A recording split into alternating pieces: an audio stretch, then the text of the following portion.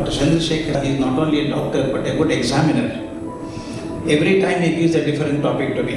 The topic is marvelous. Aham Brahmasmi Tat Tvam Asi. And how do you connect these Mahavakyas to the medical profession? ಮನೆ ನೋಡಿದಾಗ ನನ್ನ ಮಗಳು ಹೇಳ್ತಾ ಇದ್ಲು, ಅಹಂ ಬ್ರಹ್ಮಾಸ್ಮಿ ತತ್ವಮಸಿ ಎರಡೂ ಸಹಿತ ಡಿಫರೆಂಟ್ ಆ್ಯಂಗಲ್ ಹೋಗೋವು. ಇದನ್ನ ಸಾರ್ ಹೆಂಗೆ ಬ್ಯಾಲೆನ್ಸ್ ಮಾಡ್ತಾರೆ, ಇದು ತುಂಬಾ ಕ್ರಿಟಿಕಲ್. ನಾನು ಡಾಕ್ಟರ್ ಆಗಿರ್ಬೋದಪ್ಪ ಈ ಕ್ಷಣಕ್ಕೆ, ಮರುಕ್ಷಣ ನಾನು ಪೇಷಂಟ್ ಆಗ್ಬೋದಲ್ಲ. ನಾನು ಕೇಳೋದು, ದೇವರಾಗೋ ಸಾಧ್ಯತೆ ನಿಮ್ಮಲ್ಲಿ ಇರಬೇಕಾದ್ರೆ ಯಾಕೆ ಮನುಷ್ಯರಾಗಿದ್ದೀರಿ? ಒಂದೇ ಗುಣ ಬೇಕು ನಿಮಗೆ, ಏನಿಲ್ಲ, that love and complete love for the patient. Way doctor Supraja worked, I know there were many cases when poor parents came and put the child there. Child requires treatment, parents can't afford it. I have seen Supraja shedding tears, putting her own money and taking the money of others and getting the patient care.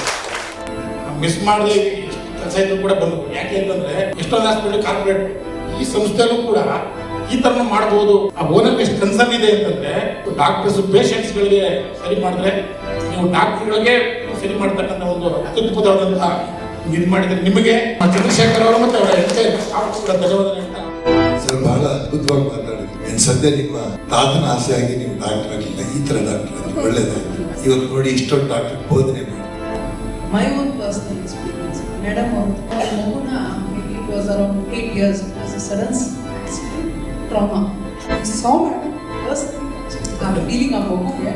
It's like a life giving for the whole family. Negative ಇದೆ ಜಗತ್ತಲ್ಲಿ. Bad doctors are there, bad hospitals are there, bad managers are there, but there are good people also. ಎಲ್ಲರಿಗೂ ನಮಸ್ಕಾರ. A very good morning to all of you. Myself, Dr. Supraja Chandrasekhar, a pediatric intensivist at DHEE hospitals. On behalf of Vyasa Foundation and DHEE hospitals, extend a beautiful and warm welcome to each of you gathered here for a very, very special occasion. Generally, hospitals are places where hope is born, where healing happens, where science meets compassion, and where at times even despair find their place. Every day we witness this extraordinary resilience of the human spirit. Yet it is rare for a hospital to pause and create a space for something even deeper, a confluence of healing and spirituality. Today is one such occasion. At DHEE hospitals, we believe that true healing extends beyond the body. It embraces the mind, the heart and the spirit, just like its beautiful name DHEE. Our mission has always been to make people healthier and happier, not only physically but also emotionally, mentally and spiritually. This philosophy is deeply rooted in our core values of dignity, health, empathy and excellence. Today's program is a reflection of that commitment. In collaboration with our Vyasa Foundation, we are privileged to create a space where science meets spirituality, where healing meets wisdom, and where each one of us has the opportunity to nourish not just the body but also our soul. This morning, we have gathered not merely to listen to a discourse, but to elevate ourselves, to fill the space with positive vibrations, deeper awareness, and timeless wisdom. If each one of us leaves this auditorium with a little more compassion, a little more humility, and a little more understanding of ourselves, then this gathering would have truly served its purpose. As we know, every occasion starts by invoking the divine. May I now request our respected dignitaries to kindly come forward for the ceremonial lamp lighting ceremony. I request Dr. Chandrasekhar Chukumuniappa, the Chairman and Managing Director of DHEE Hospitals, to kindly accompany our distinguished guests. I just realized that everyone sitting here is a distinguished guest. I would like to invite each of you, but probably the lamp may not hold so many hands. So on behalf, I call upon Dr. Deepak Haldipur, Sridharan Sir, Rekha Ma'am, and our very beloved Dr. Gururaj Karajagi as well to come and light the lamps. I also call upon our students to invoke Lord's blessings through a small song.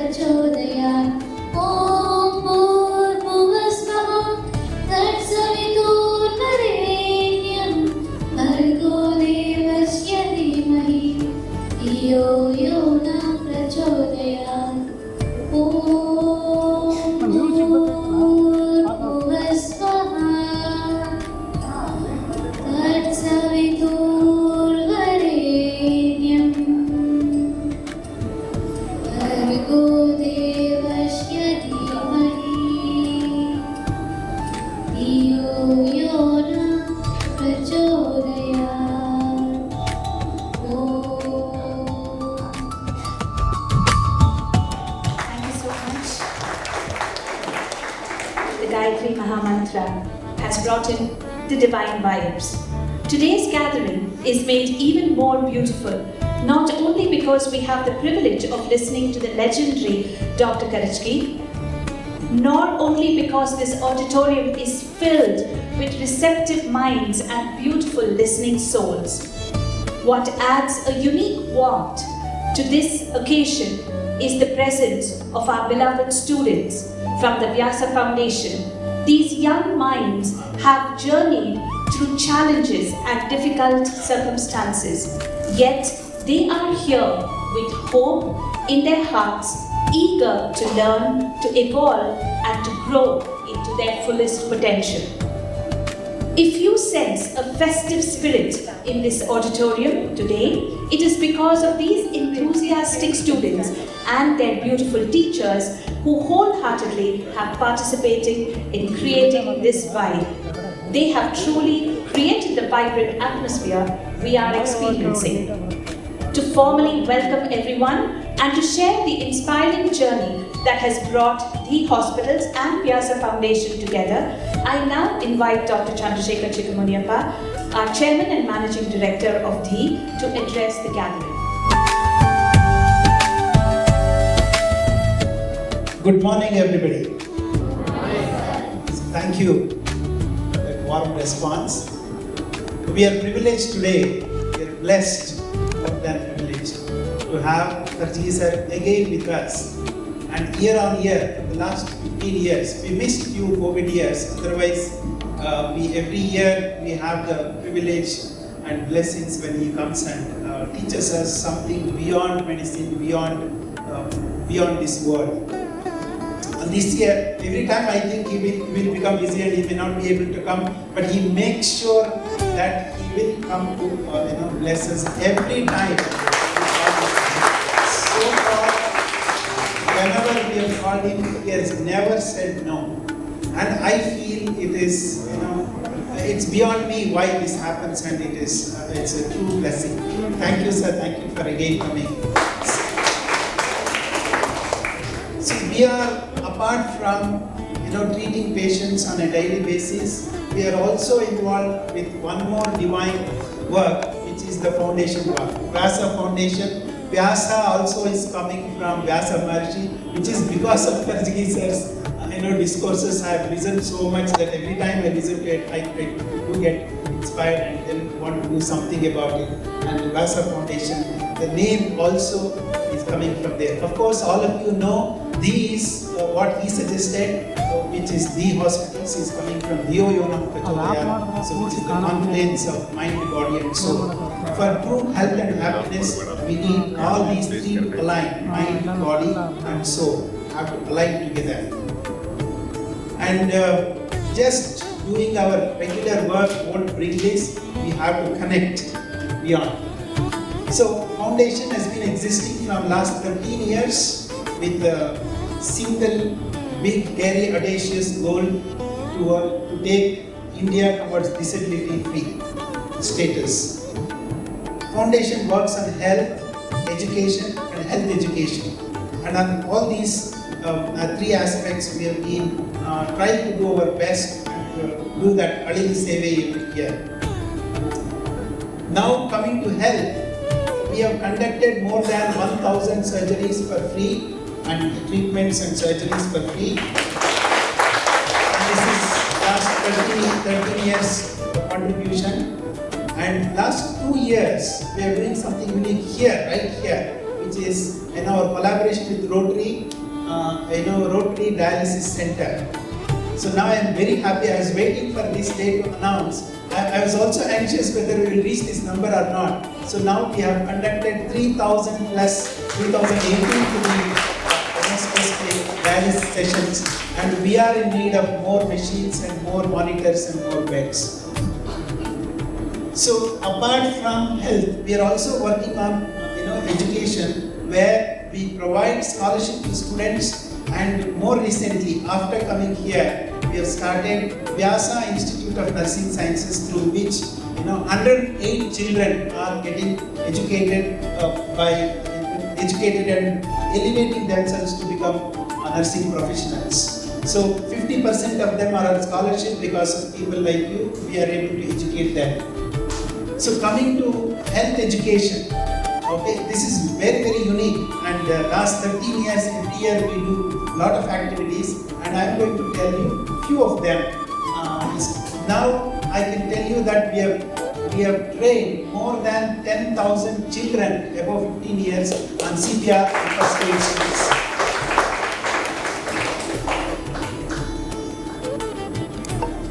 So it is through this program called SETME. This is purely Subraja's work. So student empowerment through medical education. So you can see those children. This hands, what we use is the ball of the hand. This is the hard part, and we use this both hands together. So thanks to Gururaj School for providing this opportunity. Last 24, 25 and 26 also we are continuing to do these programs in both the Gururaj schools. How brilliant! Because they are. So this is the statistics. We have reached out to 52 schools and more than 10,000 children in the last 12 years. We started training the teachers as well, and now it's a small number, but it's a growing number. 300 teachers have already been trained on this. Supraja is connected to another purpose in her life, and she has declared Eat, Play, Connect, Right. This is a TEDx talk you can access through YouTube. So what we are doing is eating right. What we need to do is eating right and playing, that is physical things. Of course, she talks to the children, but it's important for all of us, that physical activity, and most importantly, connecting. Aham Brahmasmi event today, and so all the programs like this, what we are doing, are we are connecting to our souls, connecting to Him. An infant present. And another important aspect is health awareness, health education, health awareness. So every year we are celebrating as well as supporting patients, arthritis patients. Now 3 years back when we started the hospitals, we started their run. So it stands for the arthritis run by everyone. So all of us, we run for patients, we run for ourselves, we support arthritis patients. And it is a beautiful thing because we did not expect people to join, but year on year they are increasing in numbers. Last year we had 5,000 of them joining their run, and it was a fantastic event. I invite you for their run 2026, 11th of October, please mark this date. 11th of October is a Sunday, 12th October is World Arthritis Day, but 12th October falls on a Monday, so we thought we will do it on a Sunday. So 11th October, on the eve of World Arthritis Day, we will celebrate, we will run, we will make ourselves fit, we will make our children fit, we will encourage our parents to get up and walk and run and participate and feel life. So 11th October, be there. Aham Brahmasmi, I am Brahman. So this is a Brahmagantu. So it's not very easily understandable for everybody. What I understand, if we are all one, we are all one. If we are all one, if one of us suffers, something inside us suffers as well. And if we are that, if we lift one of them, we lift ourselves. This is Aham Brahmasmi Tat, and this is what I know Vyasa Foundation stands for. And some of them have already understood. These are, Shailaja madam. So actually connection came through Karajagi sir only. Srikantaya sir was one of the visitors. He is a NRI. He was staying in. He is a citizen of America, and he was staying in America. He came one time and he became sick. And when he became sick, he went to a hospital, and one nurse there took care of him so well, he couldn't forget. He went back to America, and years and years passed, and he couldn't forget that experience and that care she gave him. And he said, I want to do something for the nurses. I want to. And he became unwell again in America. And he said, I want to do something for the nurses. And he asked his children, this is what I want to do. Then they contacted Ramurthy sir, and Ramurthy sir said, contacted Gururaj Karajagi sir, and Karajagi sir called and said, see, this Srikantaya wants to do something. And that was the inspiration for us to start nursing college. And now we are in 3 years, 108 students are on that. And they are supporting our foundation very closely from beginning. And last couple of months back they came here, and they wanted to speak to the children, and they came here. It was a wonderful, very emotional moment for all of us, and it feels divine to do this work. So Shailaja madam and Ashwini Srikantaya madam, who is the daughter, so every year they are coming and they continue to support the foundation. And it so happened, they asked these children, which subject do you like, which posting did you like? They all said emergency and ICU. where Srikantaya was taken care, and it was coincidental. So I don't know if it was this time, but it was coincidental. So it was wonderful. So I invite you to support some of these children who are still waiting for support from us. Here, learning so much, and that you like these opportunities to care for patients, and you would have been very happy. So, thank you. It's just the day I see. Thank you. Okay, so we are still looking for more support because we want to help more and more people. And now we said that 300 dialysis sessions were over, and then we need more dialysis machines, more dialysis beds and monitors. And our classrooms, you can see, year by year, month by month, we are equipping them. And thanks to ULEARN, So if you know Shivaram, so and Arvind, they donated a smart board for the classes, and we need more such equipment for the classrooms, and this auditorium also is still in the making. So sponsoring a nurse education is not very expensive in our place. So it's just 7,500 rupees a month. We can take care of one child's education, and 4 years on, and she is, become a professional, nursing professional. Apart from this, we need some computers also for the students, and smart boards, as I said. So those who want to donate, so please connect with us. And I do not know the connection between the healer and the healed, which Karajagi sir is going to enlighten us. But I am sure that we can be the healing for many people in and around us. So thank you for being here. Thank you for being in the, amidst the healers and the healing. Thank you.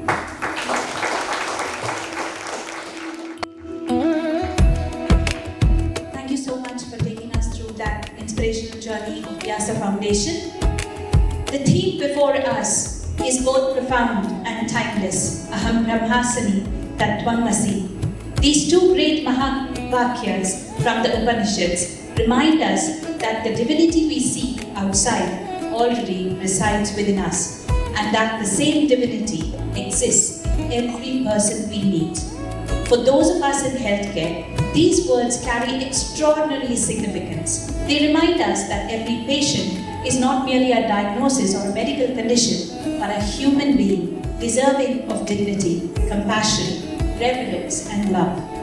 To guide us through this beautiful journey of reflection, we are deeply honored to have with us a personality who has inspired millions through his words and wisdom. Some people teach, some inspire, a rare few transform. Dr. Gururaj Karajagi belongs to that rare league of people who are alchemists, a distinguished educationist, a philosopher, author, and philanthropist. He has spent decades helping people discover not just knowledge but wisdom. His remarkable ability to weave together science, spirituality, literature, and everyday life has touched the hearts and minds of students, professionals, teachers, and seekers across India and beyond. As the founder of the Academy for Creative Teaching and advisor to the Vyasa Foundation, his life's work has been dedicated to nurturing human potential through values, purpose, and reflective thinking. His discourses are celebrated for their clarity, depth, warmth, and timeless relevance. I could sense that just with one message, so many of you have written back to us saying, Dr. Karajagi is coming, we will definitely be there. People have come from across Bangalore on this Sunday morning to hear this legendary speaker. Sir, it is our privilege and honor to welcome you to the hospitals.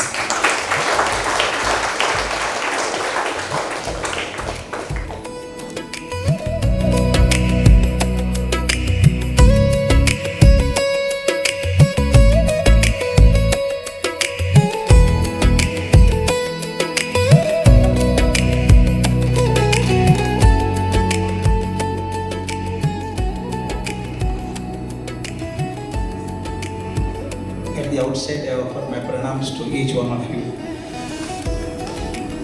It is an honor and a privilege to be in the hospitals, to be part of this beautiful program. And Dr. Chandrasekhar said that I come here every year.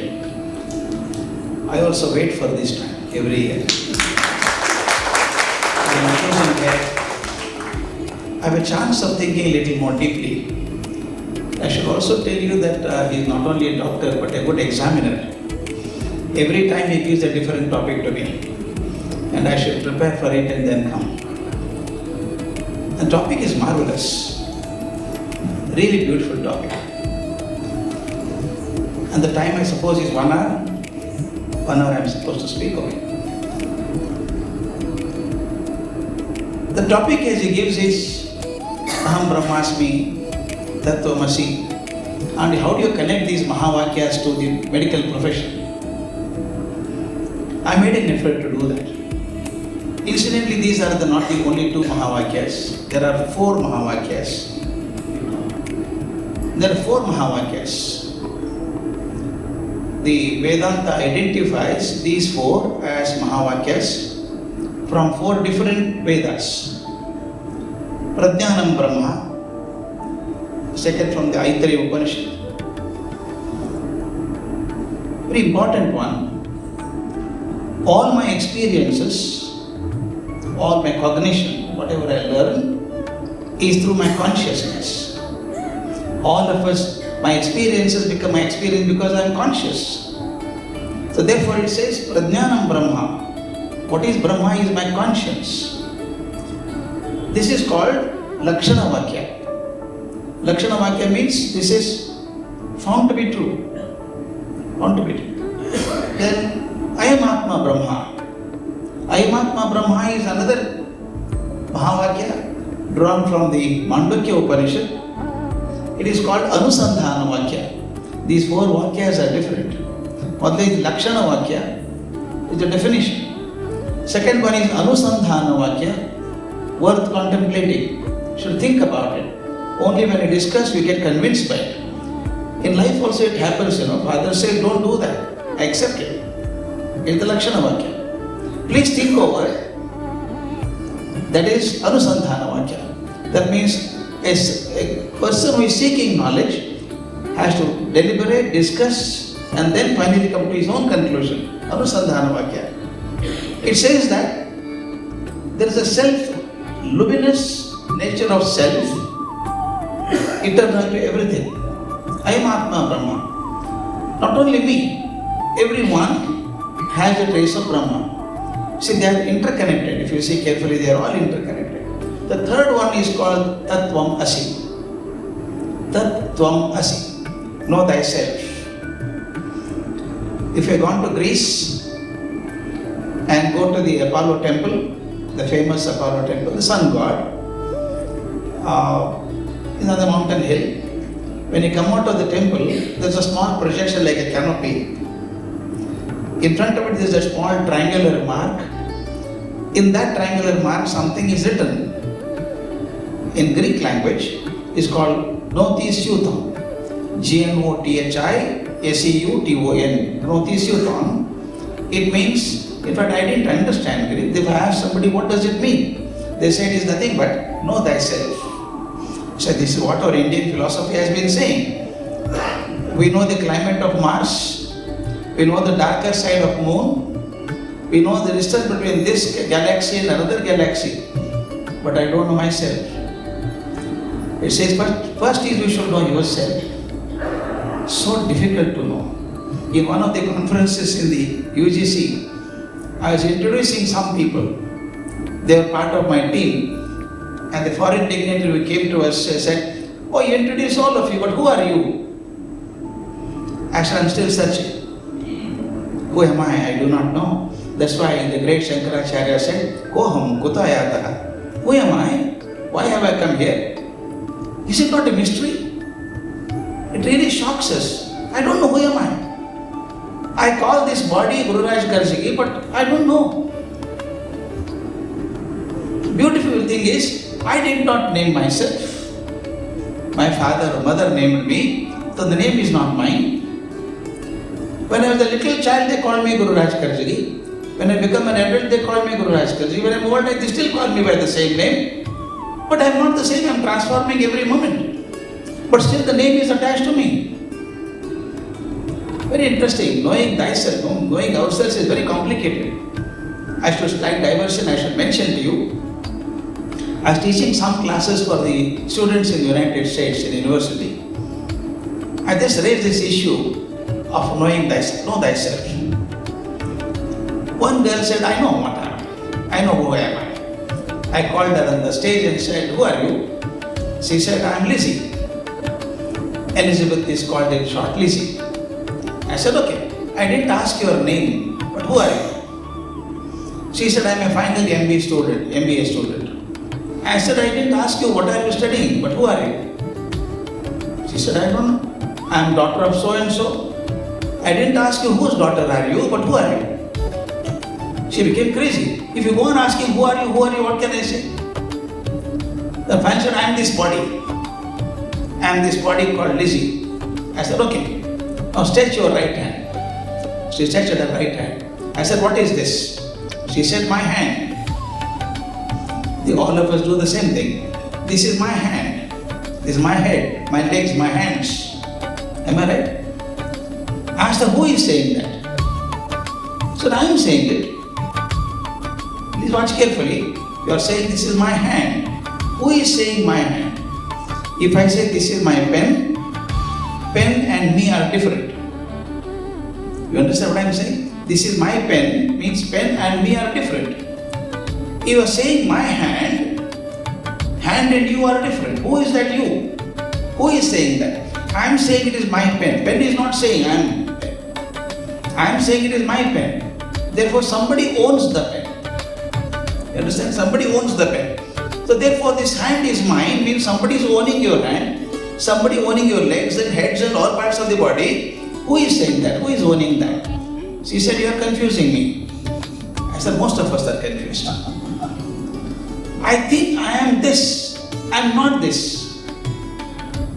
All this together has been given some name. This is called a microphone. If somebody had given a different name for this as globo, would have called it as globo. You understand what I am saying? This is not microphone, it is the name given to it. Similarly, I am Gururaj Karajagi because somebody named me as Gururaj Karajagi. Somebody had named me as Ramesh, I would have been Ramesh. Therefore, it's a title I have given to it. You must have seen in functions like this, seats are reserved. You understand? They put the placards, especially in a meeting place, you put the placards and expect people to sit there. Supposing somebody does not come, you remove the placard. Somebody else come and please get placard there. It's only change of title, that's all. But who am I really? I do not know. Then I said, there is something within me. Imagine one of the greatest persons in the world, or think of the Prime Minister of India, the President of the country. President of the country is not well. You get the newspaper, television news, every hourly news saying that President is battling against it. He is very serious, very critical. After some time the announcement comes, President is no more. Please watch carefully how his statement. President is no more. The next sentence is, President's body is being brought to this place. President is not brought. Please watch carefully. President left his mortal coil. You understand what? These sentences are beautiful. President's body is here. We respected this body as the President so long. The moment the life within is gone out, it doesn't become President, it is the President's body. Where did President go? What happened to him? This is the beauty people have wondered for all these years. I'm here in this part of the world. At some time I'll not be here. What happens to me? This is the question that people have been asking in India. That's why India is a beautiful country. People started wondering about things which others did not even bother. Who am I? Who am I? I call me by name Shankara. Shankaracharya gave this idea. I may call by name Shankara. I didn't exist about 30 years ago. And what happens to me after that? So therefore I am not this body. Swami Vivekananda makes it much more clearer. So anybody can understand. He can talk to people, even 7th standard child can understand. He was in Calcutta. One lady brought her son, to meet Vivekananda. And she had properly tutored the son. The boy went and touched the feet of Vivekananda and then asked him, "Sir, I want you to teach me Vedanta." And Vivekananda could make out it's not the question of a child. Mother has tutored him properly. So he is asking the mother's question. He said, okay, I'll teach you Vedanta, but what do you like most? The boy said, I like football very much. He's a Calcutta boy. I like football very much. The Vivekananda said, football is Vedanta. So easy, no? Football is Vedanta. How can it be? He said, imagine a football ground.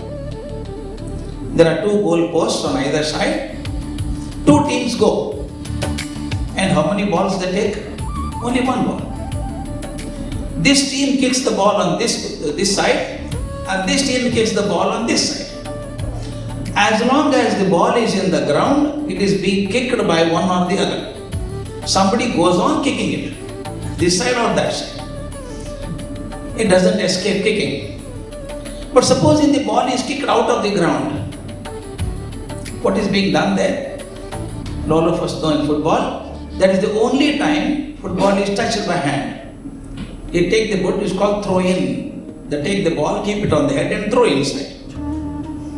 Vivekananda used it and said, look, when the ball goes out of the boundary, it is not kicked, it is thrown in. Similarly, as long as you think you are the body, as long as you think you are only this body, you will be kicked continuously by the joys and sorrows.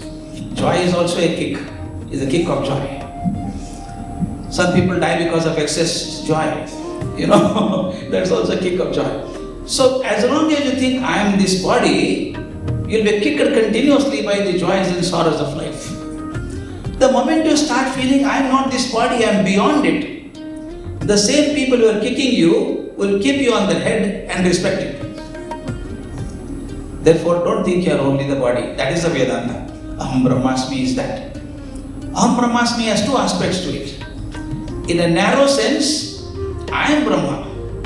It gives an ego, an arrogance. The moment I am nothing, I am the part of this whole cosmos. My friends, I want you to think deeply in this. Say the beautiful. Who are we actually? When I was studying in the college, in the PUC classes, I was a science student. I was taught that everything is made up of atoms. Dalton believed and we believed. An atom has 3 fundamental particles called as protons, neutrons and electrons. Alright? I believed it, passed examination, got marks also. Wrote the same thing. But when I came to the MSc level, they also said neutron decay theory. Neutron is not neutron. Then under electrical magnetic field, neutron splits to form an electron and a proton. Therefore, neutron is not a fundamental particle. So which are the fundamental particles now? Electron and proton. I believed it at that time. Little later, they came to a theory called proton decay theory. When you make the proton go through a cyclotron under tremendous high electrical magnetic field, proton also splits to form electron and a particle called quarks. So which is the fundamental particle now? Only electron. Neutron decays, proton decays, and electron is the only fundamental particle. Okay. Now recently the CERN laboratory in Switzerland, one of the finest centers of physics, they said if you move the electron under tremendous high electrical magnetic field continuously, it also splits to form a particle called quarks. So what are we? Quarks. Am I right? Fundamental particle, only quarks. So whatever we see around us, the table, chair, microphone, me, all of you, are nothing but bundles of quarks put together in different forms. Carl Sagan, one of the greatest scientists in space research, authority on Mars, planet Mars, he made a statement, I am a bundle of trillions of quarks called as Carl Sagan. You are a bundle of trillions of quarks called in a different way, called as some other name. So all of us are nothing but made up of the same material in a different form. Is it not our Indian philosophy said, Isya Vasya Vidam Sarvam Yatkincha Jagatyam Jagat? Same thing. Everything is made up of the same thing. All of us are made up of quarks, or if you don't like science, I'm made up of the same cosmic energy. We are all made up of the same cosmic energy. Aham Brahmasmi is that. I am the same thing. The whole world, the galaxy, the cosmos, everything is made up of some material, some power. I am also of that. I may be small, but I'm not really small. Please see. I always say, I may be a blade of grass in the universe. I may be a blade of grass in the universe, but without me, the world is poorer by a blade of grass. Is it not right? I have contributed. Therefore, I am part of this whole cosmic process. I am that. I am not simple Gururaj Karajagi. I am a part of the cosmic energy. The moment I start feeling about it, I feel humble, not arrogant. The moment I say I am Brahma, I am arrogant. The moment I feel I am a part of the whole cosmos, you and me are all part of it, I suddenly feel humbled. Therefore, Aham Brahmasmi in a small sense gives you arrogance, in a broader sense makes you humble. The last one is Aham Brahmasmi I mentioned, Tat Tvam Asi. Know thyself. Know thyself, these two are very intricately connected. Know thyself that you are also part of the Brahma, I am also part of the Brahma, both are the same. So therefore, the last two Mahavakyas are very closely interconnected. I am a part of the cosmic energy, alright, but you are also part of the cosmic energy. All part of this. I believe that medicine is not a mechanical repair. We have mapped the human genome, eradicated quite a few diseases, and we have got robotic surgeries. Yet, in spite of the brilliance of the medical science, the core healing remains the sacred, I use the word, sacred interaction between two human beings. One is on this side as a doctor, other side as a patient. There is a sacred connection between both healer and the healed. I'm going to work on that today. Work on that, how they are saved. This is something beautiful actually. We have mapped everything, we have done so much research. But the moment I go into the hospital and look at a patient, how do I look at him? Is it a client or another lovely source, human being? We'll discuss that more. Please see, this I purportedly call the word a burden of the God complex. Many times because you are saving lives, you are treating patients and curing them, there's some kind of an arrogance which comes in. You feel sense of supreme authority. Oh, that's my patient, I cured him. I treated him. He was very sick, I saved him. Don't we use the word, I saved him. Let us be very careful about it. I saved him. Operating from the ego-driven model demands that the healer generate their own resilience. If I am handling it, I am curing the patient, I am drawing from my resources.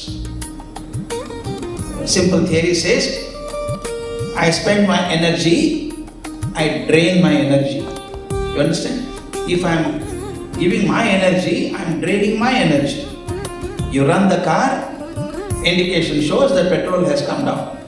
Not right? Once you operate from the ego level, because the ego is finite, your energies are limited. Eventually, it drains the person. That's what I mentioned in the picture here. Ego-driven supreme authority. Cured patient, but you drown with lower energy. Every time you feel, my God, I'm tired, exhausted. That means you are draining yourself. Moment you are draining yourself, please look out. Are you operating from the ego center or operating from humble center? I'll come to that a little later. Second one, there's another option for this. This is more beautiful. Say my Aham Brahmasmi principle.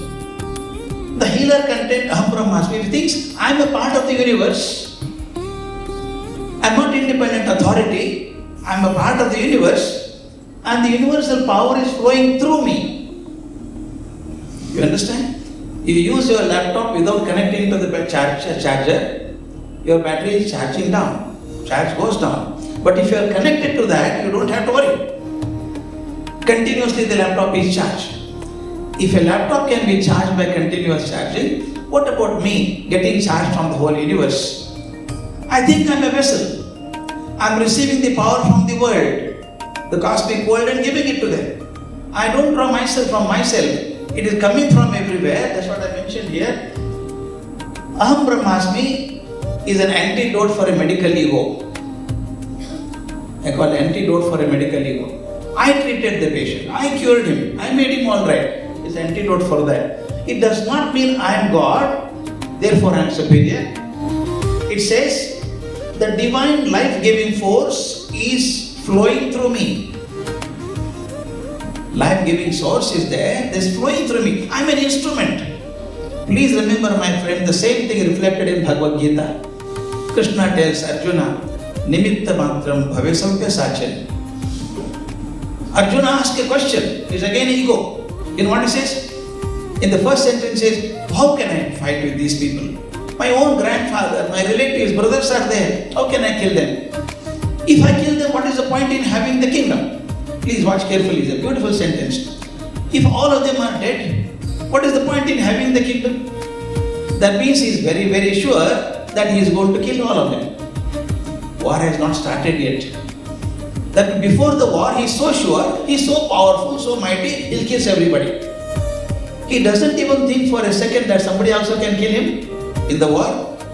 He feels he is supreme. I am so powerful, I can kill everybody. So how can I kill all of them? Then Krishna tells him, don't worry about it. Nimitta matram bhavesavya sachin. You just hold the bow and arrow in your hand. You become an instrument. I will do the rest. I will do the rest. It is like, for example, saying, in the medical terms, you are doing a surgery. You have got trays of equipments there. Many scalpels and many things are there. You don't use all of them. Look at the area to be operated on. You take one, no, I don't want, give that. Out of the 100 things they are displayed there, you pick up 8 or 10 of them which you require and do the surgery. Please watch carefully. Out of the hundreds of things that are there around you, you pick up only what is required. So only certain instruments are used, others are not used. Similarly, you are a doctor. You are an instrument used by God. You think you are doing everything on your own? It's terribly wrong. Fortunately, you are a doctor. You are an instrument picked up by God to do this particular act. Moment you start thinking, you are charged to the plug. You are connected to the plug. You are continuously drawing energy from the universe source and saying that I am doing because I am an instrument. You understand? I am so grateful that God chose me as an instrument. Somebody could have been there. Actually, honestly, my grandfather wanted me to be a doctor. I disappointed him so much. I had good marks. I could have gone into Karnataka Medical College at that time. I had very high percentage of marks. But I wanted to be a teacher. What can I do? And my grandfather did not know my intent and he was very upset. He was not upset before. I had some rank in PUC, some 80%, 82. Those days 82 was a great percentage. My neighbor's son, Madhu, my classmate, he got into medical college. Unfortunately or fortunately, he came to give sweets to my grandfather. Why sweets? I got medical college in KMC. KMC was a great thing at that time, Karnataka Medical College. You got seat? What is your percentage in PUC? He said 62%. My grandfather kept quiet there and came back and asked me, what is your percentage? Then why are you not called for an interview? Why are you not selected? I had not applied also. He felt so bad. He didn't know that I had not applied. I could not tell my grandfather. I'll go to court. If 62 can get, 82 should get. I am not getting it. Then I told my father, is getting serious. How do I solve it? My father told my grandfather, in a language he can understand, but don't worry about it. If you go to court and all that, they may give you seat, but fail him. They will fail him in the examination. He will never become a doctor. So my grandfather somehow reconciled. Finally, when I did my PhD, he said, at least this way he became a doctor. So I was not chosen instrument. Please, what I am saying is, I was not the instrument chosen. But Dr. Chandrasekhar, Supraja, Deepak, all are chosen instruments. You should be grateful for that. Out of the thousands of people there, a few are picked up. Once you feel that you are an instrument of God, recognizing that divine force flows through you, you are a healer, then suddenly source is originating somewhere else. I am an instrument. Your pressure comes down. You feel so released and you become more human. Arrogance will go away. This is redefining this. This is most important. Ultimate antidote to burnout. You get burnt out. I feel sometimes, when you're a doctor or a nurse, You're always surrounded by suffering, pain, all this. Happy people won't come to you. Not to the hospital at least, outside they may meet you, but in the hospital, you meet only people who are suffering. Am I right? That's what I mentioned. Death, exhaustion, suffering you face every day. When healing operates from the Aham Brahmasmi concept, that I am that. I am not alone, I am not A and B. I am divine, instrument chosen by the divine. Suddenly what happens is, from a stressful occupation to an act of continuous spiritual devotion, it's become beautiful. Don't you think you should be grateful? There could be 100 people, but you are chosen.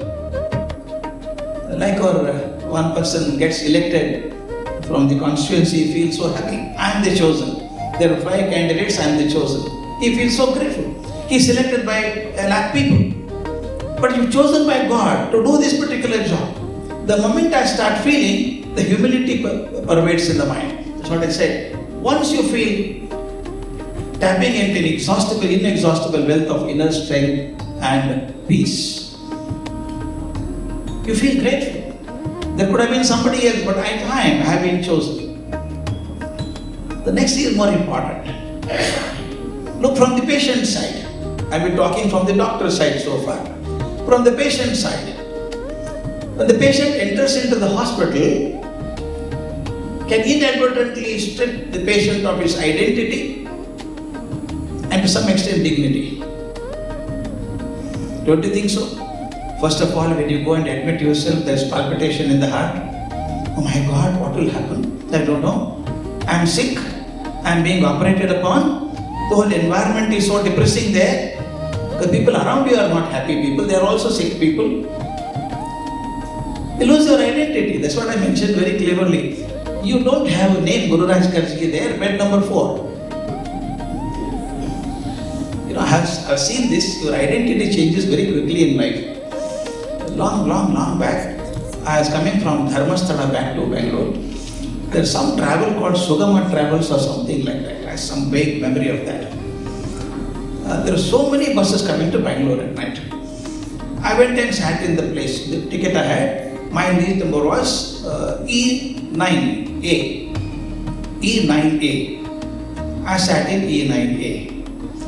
At some time before the bus departed, one more person, this is my seat. He also showed the ticket, he is 9A. C9A. 9A is common to both. I said, Papa, I don't know how 9 is also 9A, yours is 9A. We called the operator there, he said, he looked at the ticket. Hey, this is E bus. Yours is A bus. You are sitting here, you are alright. He told me, sit down. It is bus E, your 9A is okay. You go to A, the bus is there. You are 9A, A. A9A, I am C9A. Gururaj Karajagi disappeared. I became E9A. We were traveling by flight. One lady came and asked me, I was coming from England to this place. He said, seat number 13A.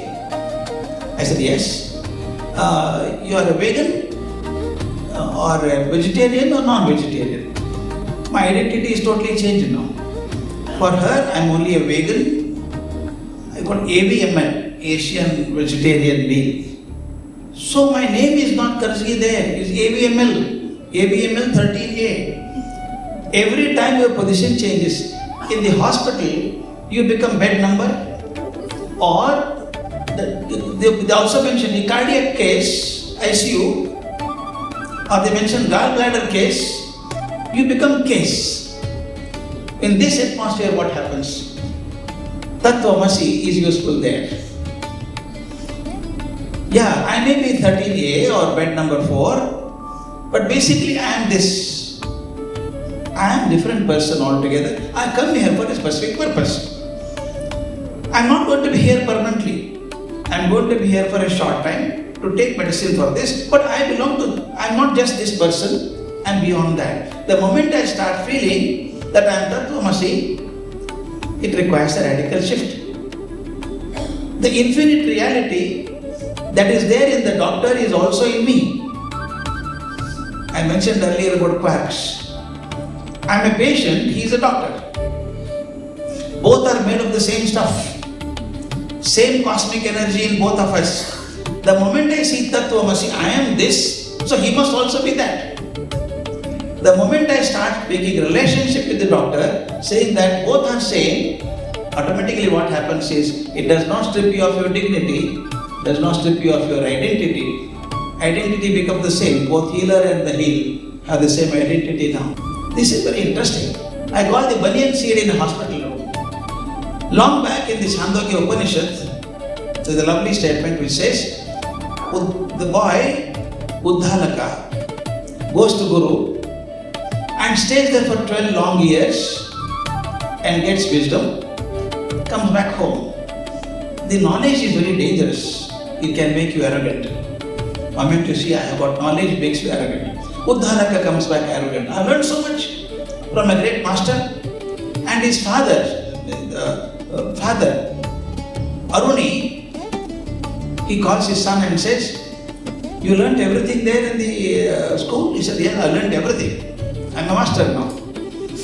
Then father asked him a question, have you learned something because of which you can hear the unheard? Watch my words carefully. Have you learned something because of which you can hear the unheard, see the unseen, and believe the unbelievable? Have you learned that? He said, I don't know all that. How can you believe that? He said, come here. There's a big banyan tree. Bring a fruit from there. He brings a fruit from the banyan tree. Father makes him sit next to him. Open it. Break open. What is there inside? Oh, there are hundreds of small seeds. Very, very small seeds, smaller than poppy seeds. Take one seed. Take out one seed. He takes out with great difficulty one seed. He said, break it. He said, I can hardly break it. It is so small. Break it. With the nail, he breaks it. What is there inside? Nothing. Nothing is there in the seed, inside the seed. Then the father tells him, the whole banyan tree has come from there. From that one seed. You feel nothing is there inside. Similarly, I feel I'm nothing in the world. I'm a small person. I'm an insignificant creature in the world, but it's not so. Like the seed that you have in your hand, banyan seed, the whole tree has come. That means whole seed is embedded in the seed. Similarly, in you, in each one of you, the whole universe is embedded. You are not small. When I say universe, it is both the patient and the doctor together. It can be only patient's world and the doctor's world. The whole world is within you. You are a microcosmos. Then father gives another example to him. He says, I can't believe it. You told me believing the unbelievable. He brings a glass of water. He brings a glass of water, brings a spoon of salt, and asks his son, put salt in water and stir it. He stirs it. Oh, can you see the salt? No, I can't see the salt. But is there a salt? I don't know. Take a sip of it and taste it. Taste from this side, this side, this side. From every side it takes a little bit of water and feels salty. That means I can feel salt, but I can't see salt.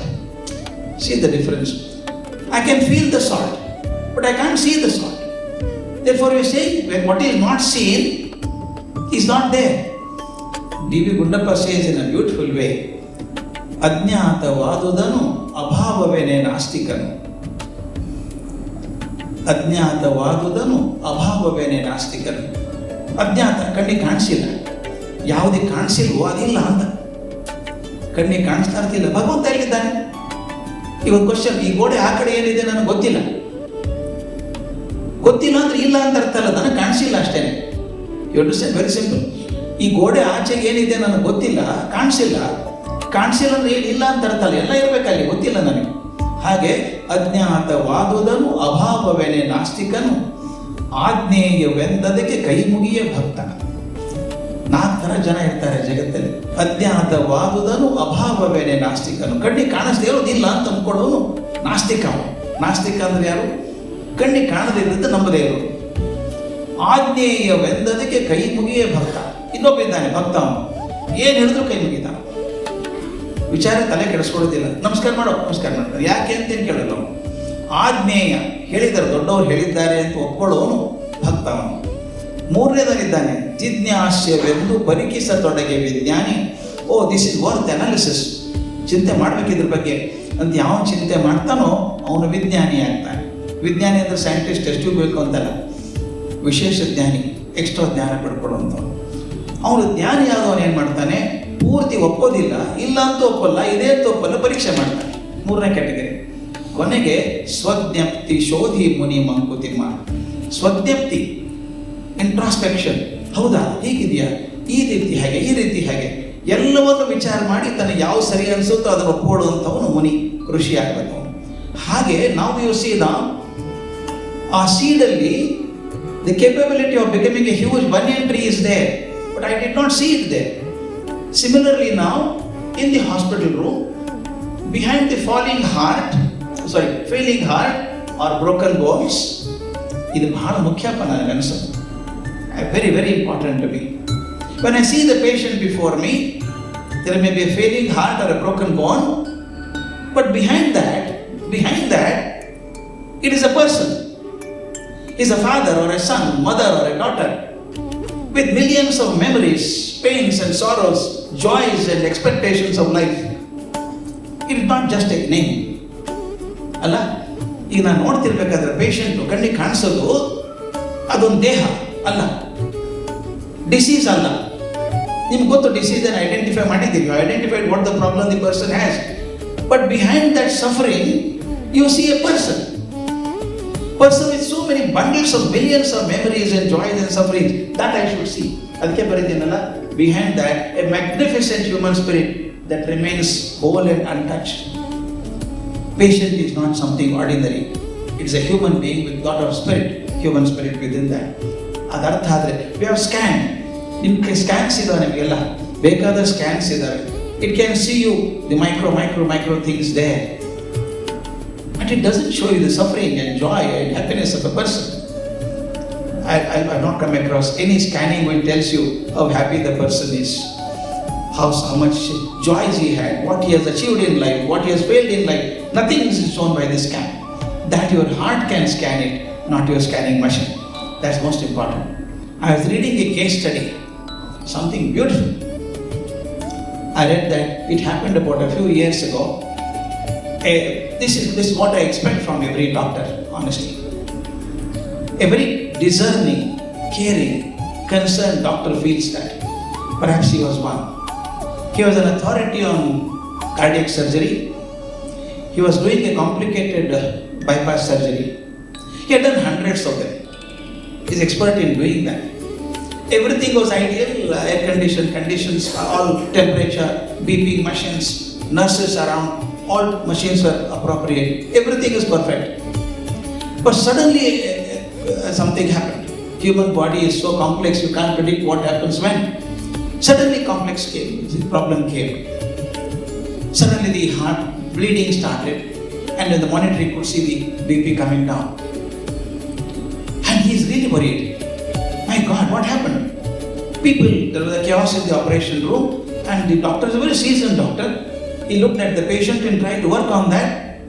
His pressure was going up. In spite of the air conditioning in the operation theatre, he had sweat on his eyebrows. He looked into the eyes of, particularly I written that word, and his eyes met the face of the anesthetized patient. Looked at the eyes of the patient. Suddenly what happened to him, I read there. This was not just a failing muscle. Not just a failing muscle. It was a fighting human spirit. There is fighting on both sides. One, there is a struggle for survival, on this struggle to save. Both are struggles only. On one side, doctor is struggling hard to save the life. On the other side, a patient is struggling hard to survive. Both struggles. And suddenly he remembers that he said, I am also breathing shallow. I am also tense. Doctor is tense. It seems he said, both are same. Both are fighting. Both are struggling. Now breathe with me. Breathe with me. He is not talking through his instruments. He is talking through his heart. Come on, breathe with me now. And it seems, after some time, slowly, he found the person was responding. And the pressure came down. And after some time, the patient survived. And doctor felt so relieved. The struggles of both ended in a positive way. Doctor's struggle also ended in a positive way because the patient became all right. Patient's struggle also came to an end because he survived. He's all right. So he said, only when it happens, we breathe together. That's what makes me write this next one. Foundation of ultimate empathy. The treatment is done by the medicines and the surgical instruments, but more it is done by the empathy of a doctor towards the patient. How empathetical you are. If the healer and the healed share the same divine essence, the hierarchy of powerful doctor and the helpless patient collapses. Is not there. The patient's pain becomes the healer's pain. You feel as much tense as the patient. Patient is struggling and you are also struggling. Both are same in a way. One is trying to save, other is trying to survive. Initially, when you dominate, the picture is like this: doctor above and the patient below. Now they are on the same platform. Yes, both of us are struggling. Both of us found. He felt physically relieved. He felt emotionally satisfied. I'm sure as doctors, every time your surgery is good, you feel such a joy in that. Am I right? Tremendous joy.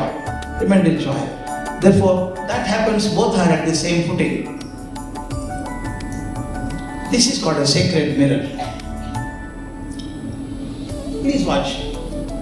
Aham Brahmasmi means Tat Tvam Asi. I am part of the whole cosmic energy, is a doctor's feeling.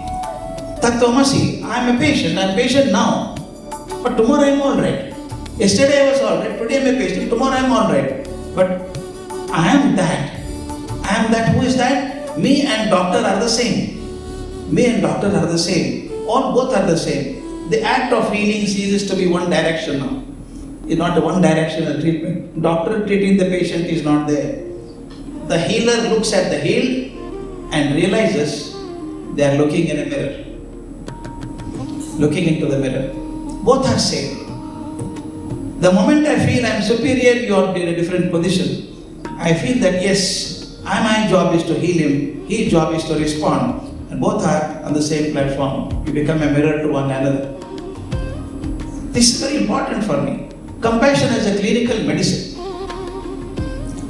In fact, you know the famous story of Dr. R.K. Narayan, the doctor's word. The famous story of doctor's word.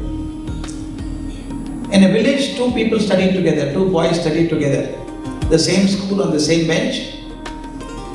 The first one remained in the village and became a zamindar, huge property. He became a zamindar. The second one went to town and became a doctor and traveled abroad and several places and became a very celebrated doctor, very famous doctor. The friends were in touch with one another. Suddenly zamindar fell sick. They took him down to so many doctors and doctors said disease cannot be cured. That's all right, take him back to village, let him live the last part of his life happily and die. No, then nothing can be done to him. And this man did not believe what they are saying is true. He said, if my friend says that, I'll accept it. And normally we don't tell the patient that you're dying next month. You'll be all right, don't worry, we'll take care of you. All positive things they were telling him. But the doctor said, this zamindar said, let my friend, who is a famous doctor, can come and tell me what is my position, I believe it. And the friend was brought. Friend, before meeting this zamindar, he went through all the medical history. I came to conclusion he cannot be saved. But when he went and sat before his friend, he could not tell his friend that you are not going to live long. He said, why do you worry, man? You are so strong, nothing will happen to you. He said, are you telling me the truth? He said, yes, I am telling you, I am a doctor now. Just wanted to assure the friend, you are all right, nothing happens, you are all right, perfectly all right. Then I believe it. An interesting thing happened, the man survived for 16 years after that.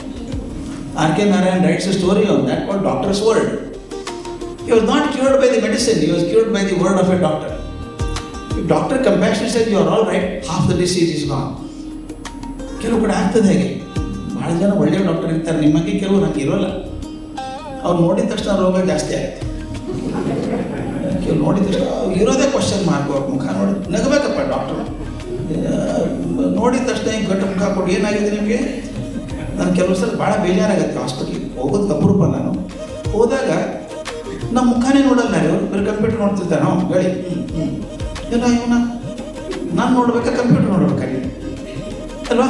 Have you seen that? I don't know. I have face some people, they don't look at you.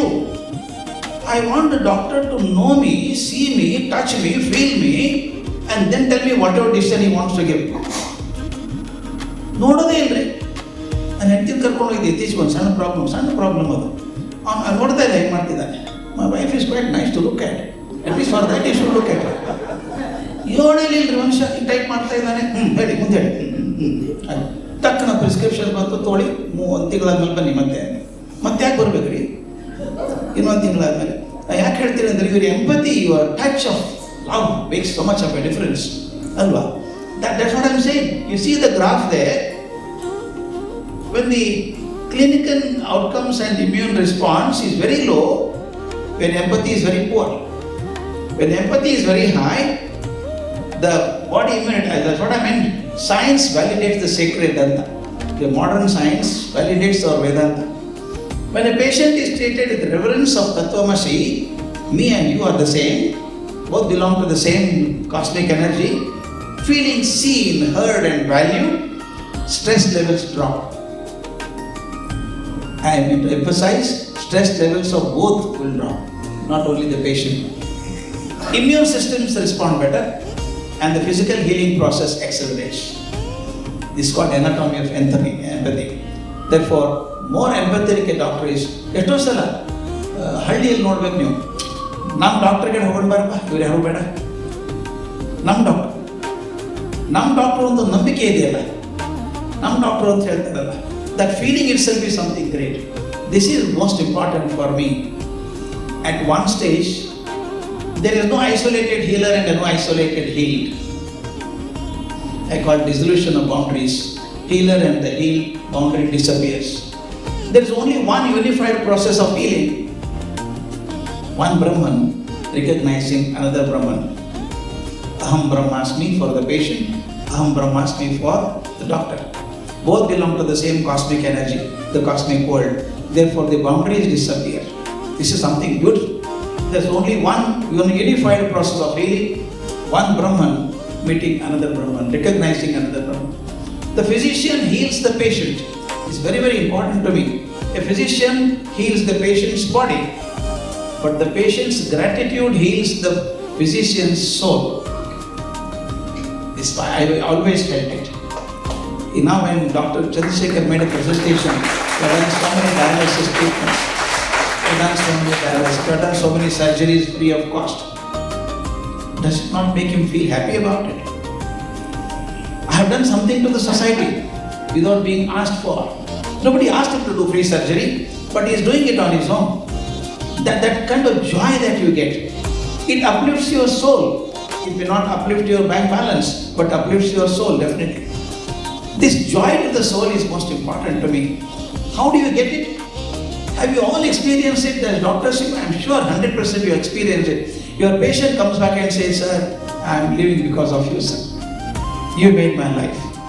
You feel so happy, so gratified that I have a position of helping somebody in distress. That's what I mentioned. You may heal the patient's body, but the patient's gratitude heals the physician's soul. This is where your trust, vulnerability and gratitude comes from the healed, and physical healing and care comes from you. You lose the boundary. And there's something beautiful has happened, I unconsciously drew this picture. This is a sign of infinity. Sign of infinity. It works at all times, In fact, something is relevant to my field of teaching. Same thing happens to this also as a teacher. When I'm teaching, if my students understand, I feel gratified. Don't you feel so? Your students come and say, "I understood the topic very well, sir." They come to me after 45 years and 50 years now, come and tell me, "Sir, remember you taught me this in the college when I was a student?" I said, "My God, you remember even now?" I feel so happy that whatever little I discussed in the class is remembered by the student. Same thing is more in an intense situation for you. If the patient comes and tells you, "Sir, I'm feeling fit now. Thanks to you so much." You feel so happy and joyous that this heals, I would say, heals the physician's soul. This is called healthcare paradigm shift. If you see the mechanical medical model is this, to me that is the Vedantic healing model is the other one. There are two. How is the view of the patient in mechanical systematic hospitals, bereft of emotions, your bed number so and so, patient number so and so, register number so and so. Therefore, in a mechanical medical model, your bed number so and so. But in the Vedantic healing model, you are a divine reflection. Is the same soul as mine. I am the same as that. Aham Brahmasmi and Tat Tvam Asi. Both are merging together. View of the practitioner, a doctor, what is the view? Mechanic authority. Has it been done? All tests done? Where are the reports? Scan is there? All reports are done. This is the mechanical model. But now you feel you are the instrument of God who are doing something more nobler. You are a vessel through which the energy of the universe flows through. That is another model. Nature of interaction. How will the interaction be between the patient and the doctor? In a mechanical world, it is transactional. How many days? Temperature is recorded. Okay? Some improvement in that? Have you changed the medicine? All these transactional. This has to be done. I can't say ignore this. It has to be there. But along with it, you should also have the sacred communion. Please remember the word, my friends. It's not a spelling mistake. I'm not calling communication. It's a communion. The word difference between communication and communion is beautiful. It is said in Buddha, when Buddha was there, sitting under the Bodhi tree, one person came to talk to him. He's a very learned man in all Shastras. He knew that Buddha, he thought that Buddha does not know Shastras, therefore I should defeat him. He came and stood before Buddha and said, Buddha, I want to argue with you on scriptures. Buddha looked at him and said, okay, you can do that, but stay for some time. You are tired, you walked enough. Sit under the tree, take rest. Next full moon day, we'll have a discussion. Full moon day is another 10 days away. The man sat there, went on watching Buddha. What is he doing? He saw hundreds and hundreds of people coming to Buddha, offering pranams to him, talking to him and going back. And Buddha did not give anything to them. He only talked to them nicely and sent them. He went on watching the kind of transformation Buddha was bringing in the people who came to him. And on the 10th day, Buddha called him, today is a full moon day. You wanted to have a discourse with me. Can we do that? That person called Mahakashyapa, he prostrated before Buddha and said, I don't want to argue with you. I've understood how you transform people. By your love and compassion, you are doing that. I did not have that. I had only Shastras, but no love and compassion with me. Take me as your disciple. He became a disciple, stayed next to Buddha all the time. It is said, there was no communication between Buddha and Mahakashyapa. There is only communion between master and a disciple. Communion is a dialogue without discussion, without talk. No talk. There is no dialogue. But communication has been done. It happens to us, when you go home and your loving wife is sitting there, suddenly you realize that something is not all right. There is a communion between the master and the disciple. There is no communication. Same thing between the doctor and the patient. Moment to look at the patient and smile, there is a communion. There is a communion. That's what I said. In case of nature of transactions, is a transaction in mechanical world, sacred communion between the doctor and the patient. And source of resilience, where does it come from? In a mechanical world, you walk with stethoscope around you as a boss. You are respected and you feel you have ego. I am curing the patient, he is my patient. In a regular world, but there, I am an infinite inner source. I am connected to the main source, the cosmic source, and I am used as an instrument. I want to do that. That kind of humility is there in the resilience. And the last one is primary outcome. What is the outcome of all this? There's a clinical cure. Patient gets cured. On the other side, there's holistic healing. I use a word, I did not type it, for both the doctor and the patient. Doctors also require healing. At the end of the day, they are really tired, exhausted. What keeps them happy is, I think I'm not a doctor, but I can understand you. At the end of a very busy day of 3, 4, 5 operations on a single day, I can understand Deepak doing so many surgeries in a day. At the end of the day, you feel tired, but feel happy that all such surgeries were successful. At the end, you feel so happy. And then don't you feel happy? So grateful? Oh my God, today I'm happy. Supposing something does not work as you planned, you feel difficult in the heart. And say, I don't know, somehow it didn't go through properly. I have to do again. Therefore, there is healing not only from the patient side, there's a holistic healing from the doctor side also.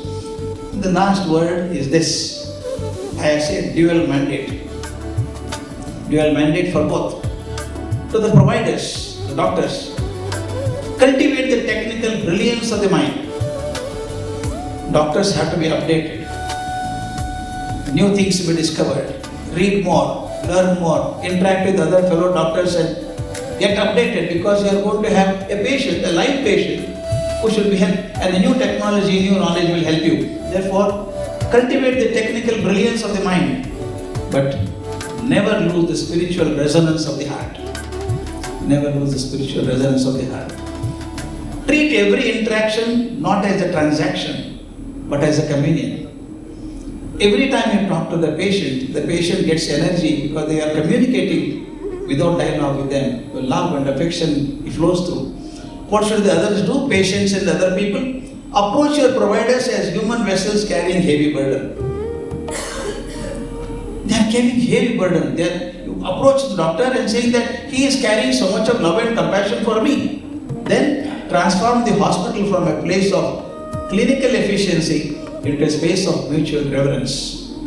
When you go there, respect the doctor, have faith in the doctor, and believe that you have chosen him, and that doctor is chosen by God to treat you. Once you believe that a doctor is an instrument of social good or my health, you feel there's kind of a reverence to a doctor. I have seen this. Relationship always helps. When you respect a doctor, you don't question the doctor. When I go to a doctor and take his help, I don't doubt him, doubt her. Whatever he says, I accept it. I have a total reverence to the doctor. ನಮ್ಮನ್ನು ಹೇಳ್ತಾರೆ, ವೈದ್ಯರಲ್ಲಿ ನಂಬಿಕೆ ಇದ್ದರೆ ಔಷಧಿ ಕೆಲಸ ಮಾಡುತ್ತದೆ ಅಂತ. ಇದು ಕೆಲಸ ಮಾಡಲ್ಲ ಔಷಧಿ ಅಂತ. As long as you have faith in the doctor, and doctor has compassion for you. Only when both of you invest in that, it's called emotional bank account ಅಂತ ಕರೀತೀವಿ. I call it as emotional bank account. I mentioned that and stop. My time is up.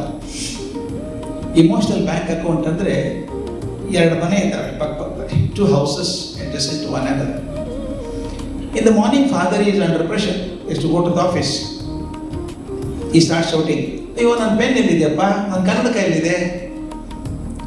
ಮಗಳು ಚಿಂತೆ ಮಾಡಬೇಡಪ್ಪ, ತಂದು ಕೊಡ್ತೀವಿ ನಾವು, ನೀನು ಆರಾಮಾಗಿ ಹೋಗು, ಹುಡುಕಿ ತಂದು ಎಲ್ಲ ಕೊಟ್ಟು ಕಳಿಸ್ತಾರೆ. ಇದು ಮೊದಲನೇ ಮನೆ. ಪಕ್ಕದ ಮನೇಲಿ ಅದೇ ಸಿಚುವೇಶನ್ ಇದೆ. ಅಪ್ಪ ನನ್ನ ಕನ್ನಡಕ ಇಲ್ಲಪ್ಪ ಅಂತಾನೆ. ಆ ರೂಮಲ್ಲೇ ಕೂತ್ಕೊಂಡು ಮಗ ಕೂಗ್ತಾನೆ, ನೀನು ಕನ್ನಡಕ ನಮಗೇನು ಗೊತ್ತು, ಎಲ್ಲಿ ಇಡ್ತೀಯನೋ, ಎಲ್ಲೋ ಇಡ್ತೀಯಲ್ಲ ಹುಡ್ಕಾಡ್ತೇನೆ. ಸೇಮ್ ರಿಲೇಷನ್ ಅಲ್ಲ, ಅಪ್ಪ ಮಕ್ಕಳ ರಿಲೇಷನ್ ಇಲ್ಲೂ ಇದೆ ಇಲ್ಲೂ ಇದೆ. ರಿಯಾಕ್ಷನ್ ಯಾಕೆ ಡಿಫ್ರೆನ್ಸ್ ಆಯಿತು? ಯಾಕಾಯಿತು ಅಂದರೆ ಅದು ಡಿಪಾಸಿಟ್ ಇಲ್ಲ. ನೀವು ಬ್ಯಾಂಕಲ್ಲಿ 10,000 ರೂಪಾಯಿ ಇಟ್ಬಿಟ್ಟು 5,000 ಚೆಕ್ ಕೊಟ್ಟರೆ ದುಡ್ಡು ಕೊಡ್ತಾನೆ. ಬಟ್ 20,000 ಚೆಕ್ ಕೊಟ್ಟರೆ ಬೌನ್ಸ್ ಆಗುತ್ತೆ, ನೋ ಬ್ಯಾಲೆನ್ಸ್ ಅಂತ. Every withdrawal requires a deposit. If you have deposited faith in the doctor, you can withdraw anytime. If doctor has deposited love and compassion in you, empathy in you, he can withdraw. Doctor ಬಗ್ಗೆ ತುಂಬ ಪ್ರೀತಿ ಇರೋರು ಏನು ಹೇಳಿದ್ರು ಮಾಡ್ತೀವಿ ನೀವು. ಹಿಂಗೆ ಮಾಡಿ ಅಂದ್ರೆ ಮಾಡ್ತೀವಿ. ಡಾಕ್ಟರ್ ಹೇಳಿದಾರಪ್ಪ, ವಿಶ್ವಾಸ ಇದೆ ಅಂತ. ಡಾಕ್ಟರ್ ಮೇಲೆ ವಿಶ್ವಾಸ ಇರ್ಬೋದು, ಡಾಕ್ಟರ್ ಕೇರ್ಫುಲ್ ಇರ್ತಾರೆ. ನಮ್ಮವ್ರಪ್ಪ ಅವರು ತುಂಬ ಬೇಕಾದವ್ರಿಗೆ ಅಂತ. ಎಲ್ಲರೂ ಬೇಕಾದವ್ರು ಆಗ್ಬೇಕಲ್ಲ. So the mandate is for both the doctors and the public. One is both of us should respect each other. The ideal principles of Mahavakya, both are Tat Tvam Asi and Aham Brahmasmi. If you take in a broader sense, both are connected to one another very intricately. Aham Brahmasmi, I am part of the whole universe. If I am part of the whole universe, me and the doctors are both part of the same thing. Tat Tvam Asi, I understand myself, I understand the doctor also. Because both of us have the same structure and material. Only thing, positions are different. But these positions are bridged by the compassion and love that medical profession gives. Ultimately, as I told you, the boundaries disappear. They become mirror to one another. Thank you so much.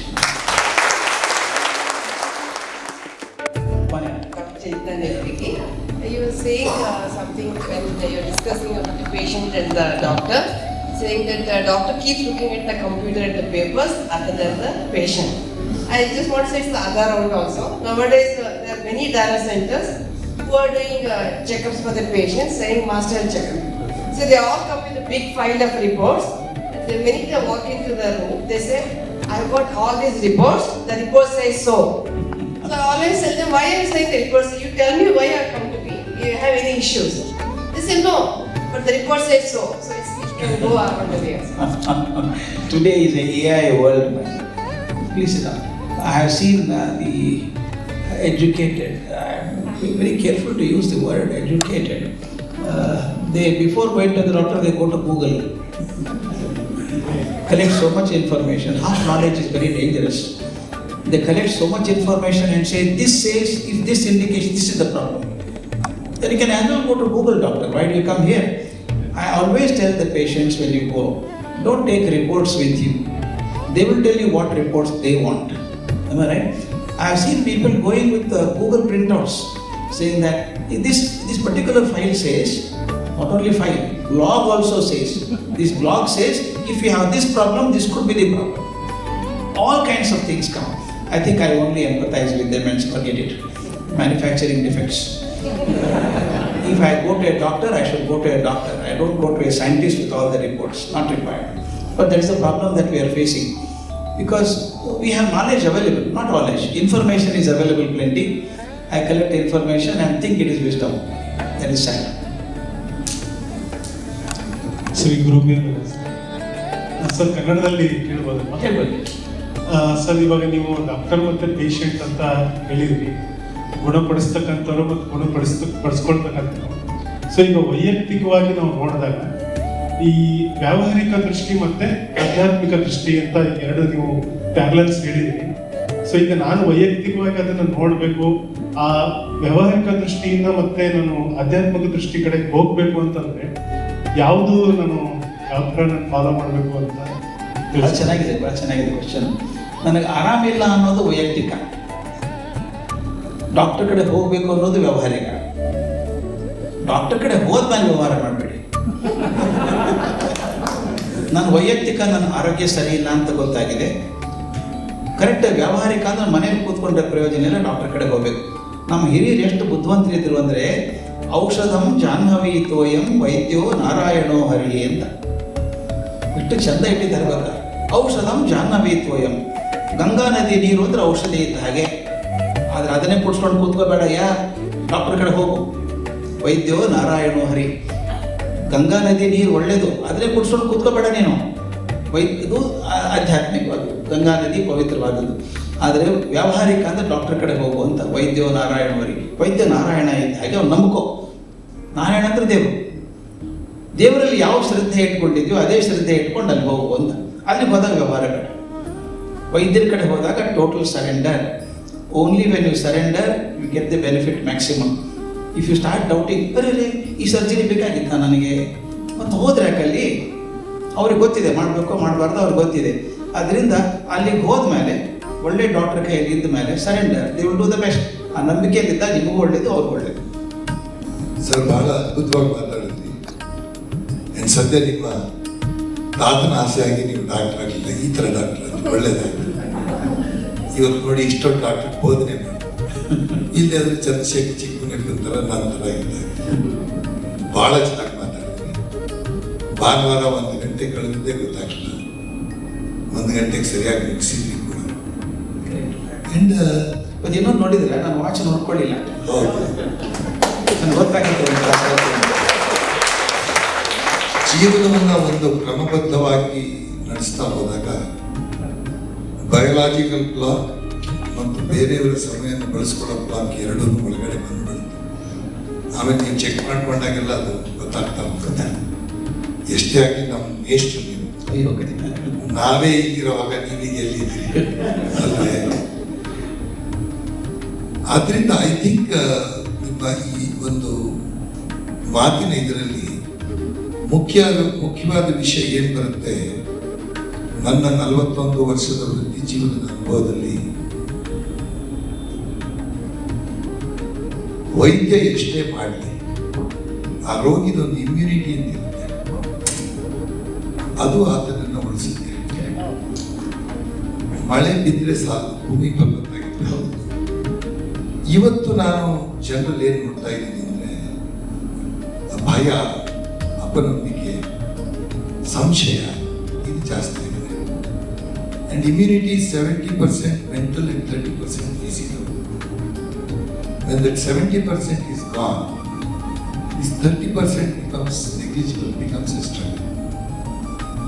ಹಾಗೇನೆ ಈ ವೈದ್ಯರು ಅಷ್ಟೇ, ಅವ್ರು 8 ಗಂಟೆ ಕೆಲಸ ಇರಲಿ 10 ಗಂಟೆ ಕೆಲಸ ಇರಲಿ, ಮುಗ್ದಾಗ there should be a smile on their face and song on their lips.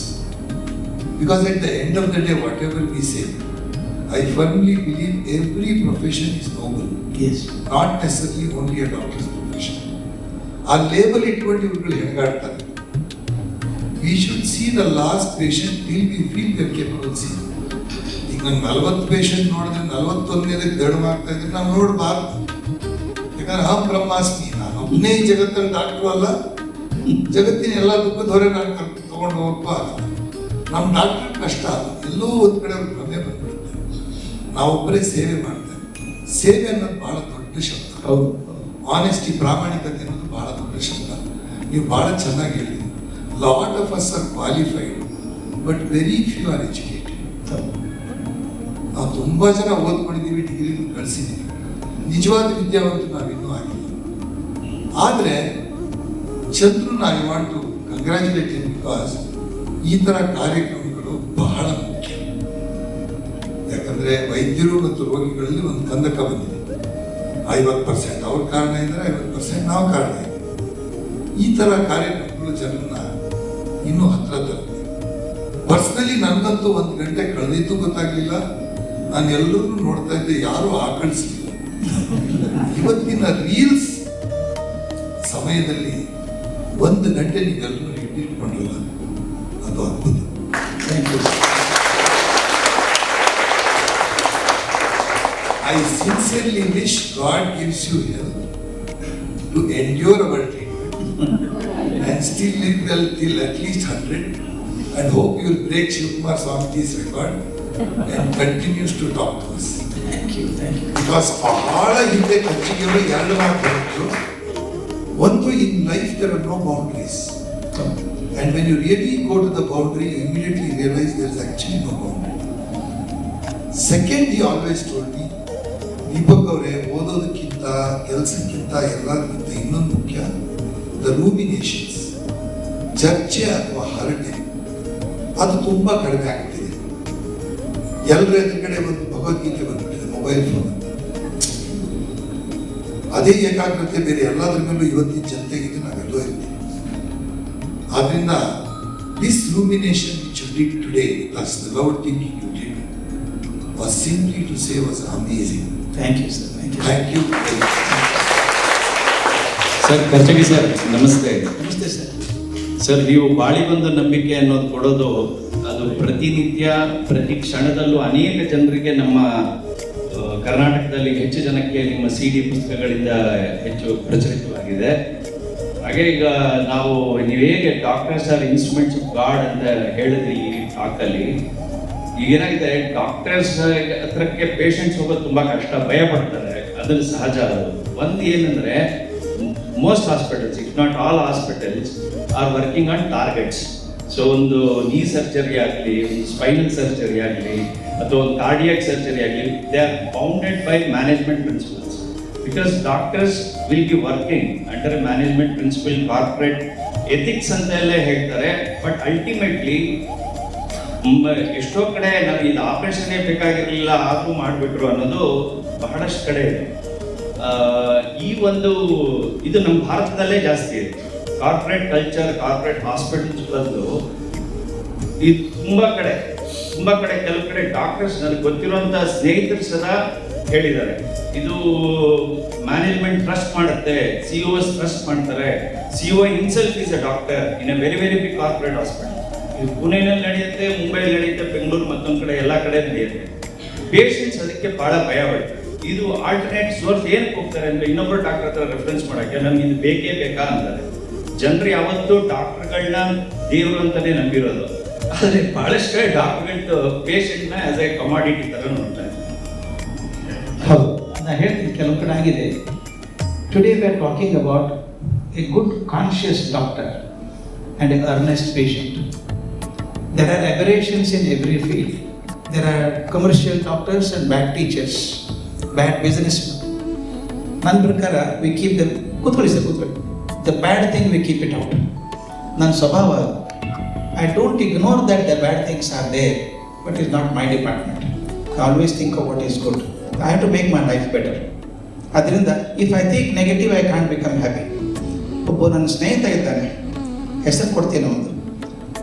ಅವನು ಅಮೇರಿಕಾದಲ್ಲಿ ಶಿಕಾಗೋದಲ್ಲಿ ಸ್ಟೋನ್ ಬ್ರ್ಯಾಂಡೆಲ್ ಯೂನಿವರ್ಸಿಟಿ ಅಂತಿದೆ, ಅದು ಪ್ರೊಫೆಸರ್ ಆಫ್ ಸೈಕಾಲಜಿ. ಅವನದು ರಿಸರ್ಚ್ ಮಾಡಿದ. 12,000 ಜನ ಆರಿಸ್ಕೊಂಡ. 6,000 ಜನ ಅಮೇರಿಕನ್ಸ್, 6,000 ಜನ ಕೆನಡಿಯನ್ಸ್. ಅವ್ರಿಗೆಲ್ರಿಗೂ ಒಂದು ಡೈರಿ ಕೊಟ್ಟ. ಆ ಡೈರಿ ಹೇಗಿತ್ತು ಅಂದರೆ ಪ್ರತಿಯೊಂದು ಪೇಜಲ್ಲಿ ಒಂದು ವರ್ಟಿಕಲ್ ಲೈನ್ ಇದೆ ಮಧ್ಯದಲ್ಲಿ. Every page divide into 2 parts. ಎಲ್ಲರೂ ಬೇಕಾದ ಡೈರಿ ತೊಗೊಂಡೋಗಿ ಅಂತ ಹೇಳಿದ. ಏನು ಮಾಡಬೇಕು ಅವರು?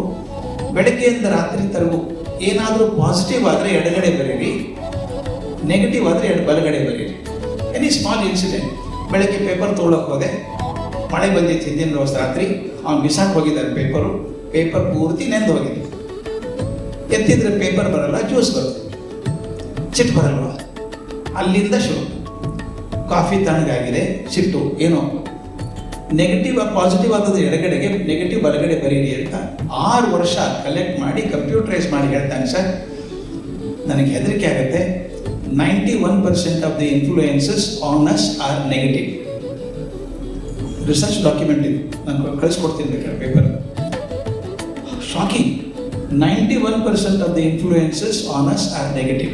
ಇದಕ್ಕೋಸ್ಕರ ಅವಾರ್ಡ್ ಬರಲಿಲ್ಲ ಅವನಿಗೆ, ಪ್ರೆಸಿಡೆನ್ಸ್ ಅವಾರ್ಡ್. ಎದಕ್ಕೆ ಬಂತು ಅಂದರೆ ಇಷ್ಟಾದರೂ ಕೂಡ ಜಗತ್ತಲ್ಲಿ ಸಾಧಕರಿದ್ದಾರಲ್ಲ, great things are still happening. How are they happening? ಅವನ ರಿಸರ್ಚ್ ಹೇಳುತ್ತೆ, those who looked at 91% got washed out. Those who consciously looked at 9%, 91 ಇಲ್ಲ ಅಂತ ಹೇಳಲ್ಲ ಅವ್ರು, ಇದೆ, ನನ್ನ ಸಂಬಂಧ ಇಲ್ಲ. They looked at 9% became successful. They're happy. ಅಂತ ಅದ್ಭುತ. ಲೇಸಿ ಹಾಲ್ ಅಂತ ಅವನ ಹೆಸರು. ನೀವು ಗೂಗಲ್ ಭಗವಾನ್ ಹೋಗಿ ಕೇಳಿ, LACEYHALL ಅಂತ, ಲೇಸಿ ಹಾಲ್ ಅಂತ psychologist. Outstanding research. I met him several times. ಅವನು ಅದೇ ಹೇಳ್ತಾನೆ, ನೆಗೆಟಿವ್ ಇದೆ ಜಗತ್ತಲ್ಲಿ. Bad doctors are there, bad hospitals are there, bad managers are there, bad salesman are there, ಎಲ್ಲ ಇದೆ. But there are good people also. I am talking to these people because of these things. ನಾನು ಹೇಳಿದ್ದು, there are so many good doctors. Are even I am a fairly a doctor, I want to be a good doctor. I am already a doctor, I want to be a good doctor. How can I be? If you think I am a boss, I am saving the life of this, I sit in the upper position and say, he is under my care. But the moment you start feeling that is also a human being like me, today I am a doctor, tomorrow I may be on the bed. Doctors cannot be infallible. Suppose tomorrow I become a patient, I don't want the doctor to treat me like a boss, treat me like a person who loves me. ಆ feeling awareness ಬಂದ್ಬಿಟ್ರೆ, ನಾನು doctor ಆಗಿರ್ಬೋದಪ್ಪ ಈ ಕ್ಷಣಕ್ಕೆ, ಮರುಕ್ಷಣ ನಾನು patient ಆಗ್ಬೋದಲ್ಲ. ಹಾಗಾದಾಗ ನಾನು ಹೆಂಗೆ treat ಮಾಡ್ತಾ ಇರೋದು ಭಾಳ ಮುಖ್ಯ ಆಗುತ್ತಲ್ಲ. ನಾನು ಪೇಷಂಟ್ ಆದರೆ ನನ್ನ ಡಾಕ್ಟರ್ ಯಾವ ರೀತಿ ಟ್ರೀಟ್ ಮಾಡಬೇಕು ನಾನು ಅಪೇಕ್ಷೆ ಪಡ್ತೇನೋ, ಅದೇ ರೀತಿ ನಾನು ಡಾಕ್ಟರ್ ಆಗಿ ಪೇಷಂಟನ್ನು ಟ್ರೀಟ್ ಮಾಡಿದರೆ ಡ್ಯೂಟಿ ಆಫ್ ಗಾಡ್. ನನಗೆ ಅದೇ ಹೇಳೋದು ಸರ್. ಪೇಷಂಟ್ ಬಂದು ನಮ್ಮ ಡಾಕ್ಟರ್ ನಮ್ಮ ದೇವರು ಸರ್ ಅಂತಾರೆ, ನಿಮಗೆ ದೇವರು ಅಂತಾರೆ. ನಾನು ಕೇಳೋದು, ದೇವರಾಗೋ ಸಾಧ್ಯತೆ ನಿಮ್ಮಲ್ಲಿ ಇರಬೇಕಾದ್ರೆ ಯಾಕೆ ಮನುಷ್ಯರಾಗಿದ್ದೀರಿ? ದೇವರಾಗೋ ಸಾಧ್ಯತೆ ಇದೆ ನಿಮಗೆ, ದೇವರಾಗಿ. ಒಂದೇ ಗುಣ ಬೇಕು ನಿಮಗೆ, ಏನಿಲ್ಲ, that love, complete love for the patient. ಅದೊಂದು ಜೀವ, ಅದಕ್ಕೇನೋ ಕನಸುಗಳಿದ್ದಾವೆ, ನೋವಿದೆ, ಸಂಕಟ ಇದೆ, ಬದುಕಬೇಕು ಅಂತ ಒತ್ತಾಡ್ತಾ ಇದೆ. ಅದಕ್ಕೆ ನೀವು ಸಹಕಾರ ಮಾಡೋದಾದರೆ ನೀವು ದೇವರೇ ಆಗಿಬಿಡ್ತೀರಲ್ಲ. ನಾನು I am talking to those people want to be good.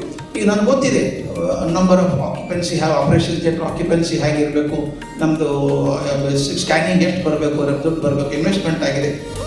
Hospital ನಡಿಬೇಕಾದ್ರೆ ಅದೆಲ್ಲ ಕ್ಯಾಲ್ಕುಲೇಷನ್ ಬೇಕು. ಎಲ್ಲವೂ ಆಪರೇಷನ್ ಥಿಯೇಟರ್ ಹೊರಗಡೆ.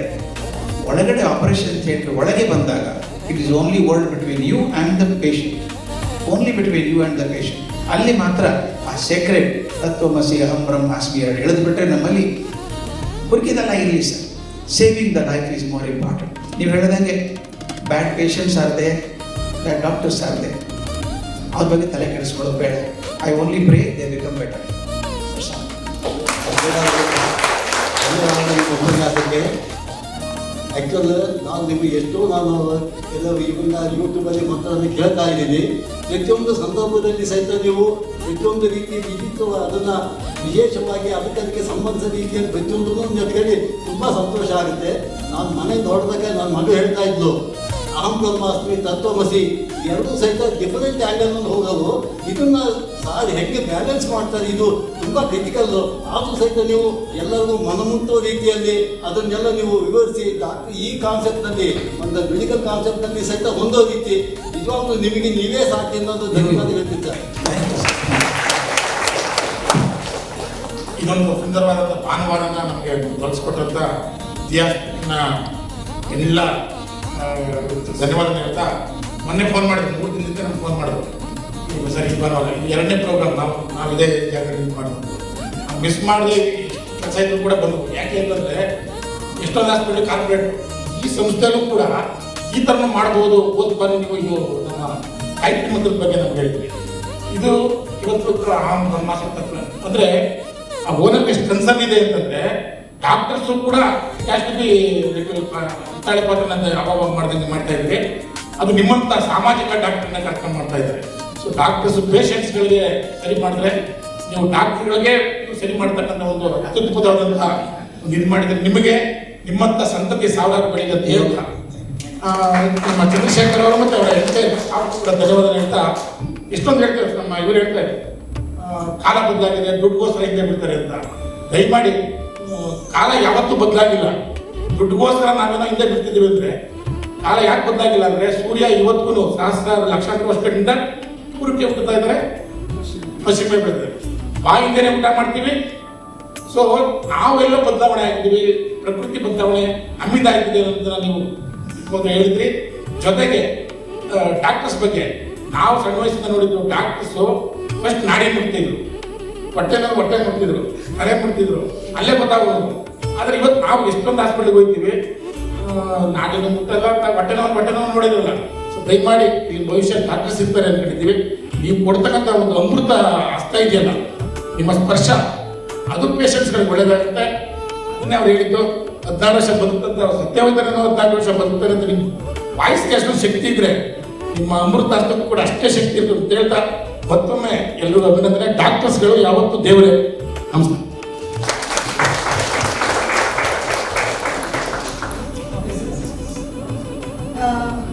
I am odd one out here, many doctors. But what I have found is there is so much connection between the treated and the doctors. Similarly, the educated and students. So there is so much of connection. For example, a child is not able to listen to the sounds, and the teacher will sit with the child and then teach. Actually, we cannot teach the child.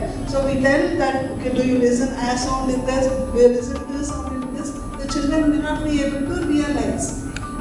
But the teacher has to go on and on and on, thinking that the child has that capacity, and one day at one moment it just comes like that. And the happiness will fail. It is not just that a doctor, or it is not just that a mother doing. Thank you very much. Thank you. That's what I tell in teaching also. If you can't love your student as like your own child, you have no business to be a teacher. You should love the student as your own child. Then teaching becomes a sublime work. It's not a profession, it's a sublime work. ನಮ್ಮ ಕಣ್ಣೊಳಗೆ 5 ಅದರದೇ ಅಂತ ಅಂದ್ಕೊಂಡಿದ್ವಿ, 5 layers ಇದೆ ಅಂತ ಅಂದ್ಕೊಂಡಿದ್ವಿ. ಅದರ ಮೇಲೆ treatment ಕೊಡ್ತಾ ಇದ್ವಿ. Last year they founded that the 6th layer. ಅದು ಗೊತ್ತಾದರೆ ಇನ್ನೂ ಚೆನ್ನಾಗಿ ಟ್ರೀಟ್ಮೆಂಟ್ ಕೊಡ್ಬೋದು ಅಂತ. ಅವ್ರು ಹೇಳ್ತಾರೆ ನನಗೀಗ 65 ವರ್ಷ ಆಗಿದೆ, I am doing treatment for last 40 years. If I had known this at that time I would have been a better doctor still. ಅವ್ರು ಹೇಳ್ತಾರೆ ಇನ್ನೂ ಏನೇನು ಬರ್ತದೋ ಗೊತ್ತಿಲ್ಲ ನನಗೆ, I want to learn. That is the qualification of a person who is updating himself. A person who is updating in medical field is more important to us. ಅವ್ರಿಗೆ most recent ಎಲ್ಲ ಗೊತ್ತಿರುತ್ತೆ. ಕೆಲವು ಸಲ ಏನು ಮಾಡ್ತೀವಿ, ಅದು ಪ್ರಾಕ್ಟೀಸ್ನ ಮಾಡ್ಕೊಂಡು ಹೋಗ್ತಾ ಇರ್ತೀವಿ. ಅದು ತಪ್ಪಿಲ್ಲ, ಅವ್ರಿಗೆ ಸ್ನೇಹದ ಮೇಲೆ ವಿಶ್ವಾಸದ ಮೇಲೆ ಆಗ್ತಾ ಇರುತ್ತೆ ಪ್ರೀತಿ. ಅವ್ರ ಪ್ರೀತಿ ತಗೊಳ್ಳಿ, ಟ್ರೀಟ್ಮೆಂಟ್ ಡಾಕ್ಟರ್ ಕಡೆ ತಗೊಳ್ಳಿ.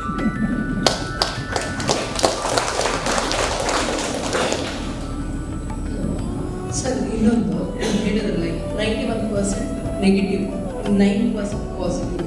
That is really very important. Last time ನಾನು ನಿಮ್ಮ ಸ್ಪೀಚ್ ಮಾಡಿದ್ದೆ, ಏನು ಗೊತ್ತಾ, ಫಸ್ಟ್ ಟೈಮ್ ನನಗೇನೋ ಇದ್ರ ಬದಲಿಗೆ ನಂದಾನು ಇಲ್ಲ ಬಂದು ಕೂತಿದ್ದೆ. ಮನಸ್ಸಿಗೆ ಎಷ್ಟಿತ್ತು ಅಂದರೆ it was like a real tonic what not only doctors get. ಈಗ after 50 years we are in a confuse state. ತುಂಬ ಇದರಲ್ಲೂ ಇಲ್ಲ, ಇದೂ ಇಲ್ಲ, ಅದೂ ಇಲ್ಲ. ಬಟ್ ನಿಮ್ಮ ಸ್ಪೀಚ್ ಅಂತೂ ತುಂಬ ಮೋಟಿವೇಶನ್ ಕೊಡುತ್ತೆ. And we feel we have to get moulded ourself with the updated mark. ಆ ಥರ ಇದೆ. ಆಮೇಲೆ ಈಗ ಡಾಕ್ಟರ್ದಲ್ಲಿ ಏನು ಹೇಳೋದಿಲ್ಲ, my own personal experience. Madam ಅವರು ಅಷ್ಟು ನನಗೆ ಪರಿಚಯ ಇದೆ, ಸರ್ ಟ್ರೀಟ್ ಮಾಡಿ ಮಗುನ maybe it was around 8 years. It was a sudden accident, trauma. I was in a blank situation where handle ಮಾಡೋದು ಬಿಗರ್ ಬ್ಲ್ಯಾಂಕ್. ಏನು ಮಾಡಲಿಲ್ಲ, ಒಂದೇ ಮಾತು, ಅದು ಬಂದು ಅಡ್ಮಿಟ್ ಮಾಡೋದು. ಮೇಡಮ್ ಅವರು ನನಗೆ ಪರಿಚಯ ಇಲ್ಲ. ನಾನು ಅಡ್ಮಿಟ್ ಮಾಡಿಸಿದ್ಮೇಲೆ ಅವ್ರು ಒಂದೇ ಮಾತು ಹೇಳಿದ್ರು, ವಿ ವಿಲ್ ವರ್ಕೌಟ್, ಎಲ್ಲ ರೆಡಿ ಮಾಡಿ ಶಿಫ್ಟ್ ಮಾಡಿಸಿ. ಶಿಫ್ಟ್ ಮಾಡಿದ್ಮೇಲೆ when I came to the hospital after 5 days, I saw madam, that personal person, which are the doctor, they are really gods. I saw madam personally touching. I'm feeling a mogu. It's like a life giving for that whole family. She was a single child. Thank you. And I thank you for giving that speech. Even doctors they need them. Yes. When I talk to my friends who are doctors, who will share their feelings. ನಿಮ್ಮ ಹತ್ರ ನಿಮ್ಮ speech ಕೇಳಿದಾಗ summer ನಾವೆಲ್ಲ as usual ಹೆಂಗೋ move on, but doctors it's challenging. Thank you, ma'am. Thank you so much. I should put a word. I have not taken her permission, but I should say that in the previous hospital, the way Dr. Supraja worked, I know there were many cases when poor parents came and put the child there. Child requires treatment. Parents can't afford it. They want to take the child away. ಏನಾದರೂ ಆಗಲಿ ಬಿಡಿ sir, ಮಗು ಬದುಕಿದ ಏನು ಮಾಡೋಕ್ಕಾಗ್ತದೆ, ಮಗುನ ಕರ್ಕೊಂಡು ಹೋಗ್ತೀವಿ ಅಂದಾಗ I seen Supraja shedding tears, putting her own money and taking the money of others and getting the patient care. This is what I was saying. The boundaries disappear. ತತ್ವಮಸಿ ಅಹಂ ಬ್ರಹ್ಮಾಸ್ಮಿ ಎಷ್ಟು ಚಂದ ವರ್ಕ್ ಆಗುತ್ತೆ ಇಲ್ಲಿ ಅಂದರೆ, she did not think of her only as a doctor. Thinking of a doctor working in a hospital, if they can't pay for the emergency, this hospital intensive care unit, they can take the child away. What can I do? It's very business like that. Adala. She felt for that child. Poor child will not get treatment outside. Child will not survive. There's a chance of survival. This is going beyond the frame of reference. One math ಹೇಳ್ತೀನಿ ಸ್ನೇಹಿತರೆ, if you do what you are expected to do, people need not thank you. Why should they thank you? ಅಂಗಡಿಗೆ ಹೋಗ್ತೀನಿ, 100 ರೂಪಾಯಿ ಕೊಡ್ತೀನಿ, ಒಂದು ಸಾಮಾನು ತೊಗೋತೀನಿ. 100 ರೂಪಾಯಿಗೆ ಸಾಮಾನು ಬಂದಿದೆ, 100 ರೂಪಾಯಿ ಅವನು ಸಿಕ್ಕಿದೆ, ಇಬ್ಬರು ಥ್ಯಾಂಕ್ಸ್ ಹೇಳೋ ಕಾರಣ ಇಲ್ಲ. ಬಿಸ್ನೆಸ್ ತಾನೇ ಅದು. ಆದರೆ ನಾನು ಹೊರಗಡೆ ಹೋದಾಗ ಹುಡುಗ ಓಡಿ ಬರ್ತಾನೆ, ಸರ್ ನೀವು ಮೊಬೈಲ್ ಮರೆತು ಬಂದಿದ್ರಿ ಸರ್ ಅಲ್ಲಿ, ವಾಪಸ್ ಕೊಡ್ತಾನೆ. You really thank him because is doing much more than what is expected to do. ಆದ್ದರಿಂದ ನಾನು ಹೇಳೋದು, as a doctor, if you do what you are expected to do, people need not thank you. It's a business proposition. But beyond that, you show your love and compassion and affection to the person, people will be grateful to you. Gratitude comes only at that time, when you do beyond what you are expected to do. Great job. Sir, ಗುರುಗಳೇ, Yes, sir. ತಮ್ಮ ಬಾಳಿಗೆ ಒಂದು ನಂಬಿಕೆ. ನಾನೊಂದು ರೀತಿ ಭಗವದ್ಗೀತೆಯನ್ನು ನೋಡಿದ್ದೀವಿ. ಎಲ್ಲಾದ್ರೂ ದೂರ ಕಾರಲ್ಲಿ ಲಾಂಗ್ ಜರ್ನಿ ಮಾಡೋದಿದ್ರೆ ಇವತ್ತಿಗೂ ನಾನು ಕೇಳ್ತೀನಿ, ಪ್ರತಿಯೊಂದು ಸಲನೂ ಪ್ರತಿಯೊಂದು ವರ್ಡ್ ಕೂಡ ಬೇರೆ ಬೇರೆ ಅರ್ಥ ಕೊಡೋದು. ನನಗೆ ಎಷ್ಟೋ ಪ್ರಾಬ್ಲಮ್ಸ್ಗಳಿಗೆ ಸೊಲ್ಯೂಷನ್ ಸಿಗುತ್ತೆ. ಇವತ್ತಿನ ಪ್ರೋಗ್ರಾಮ್ಗಳಿಗೆ ಹೇಳೋದಿದ್ರೆ ತತ್ವಮಸಿ ಅಹಂ ಬ್ರಹ್ಮಾಸ್ಮಿ, ಇಲ್ಲಿ ಕೆಲವೊಂದು ಸತ್ಯವನ್ನು ನಾನು ಇಲ್ಲಿ ಹೇಳಬೇಕು ಅಂತ ಅನಿಸ್ತಾ ಇದೆ ನನಗೆ.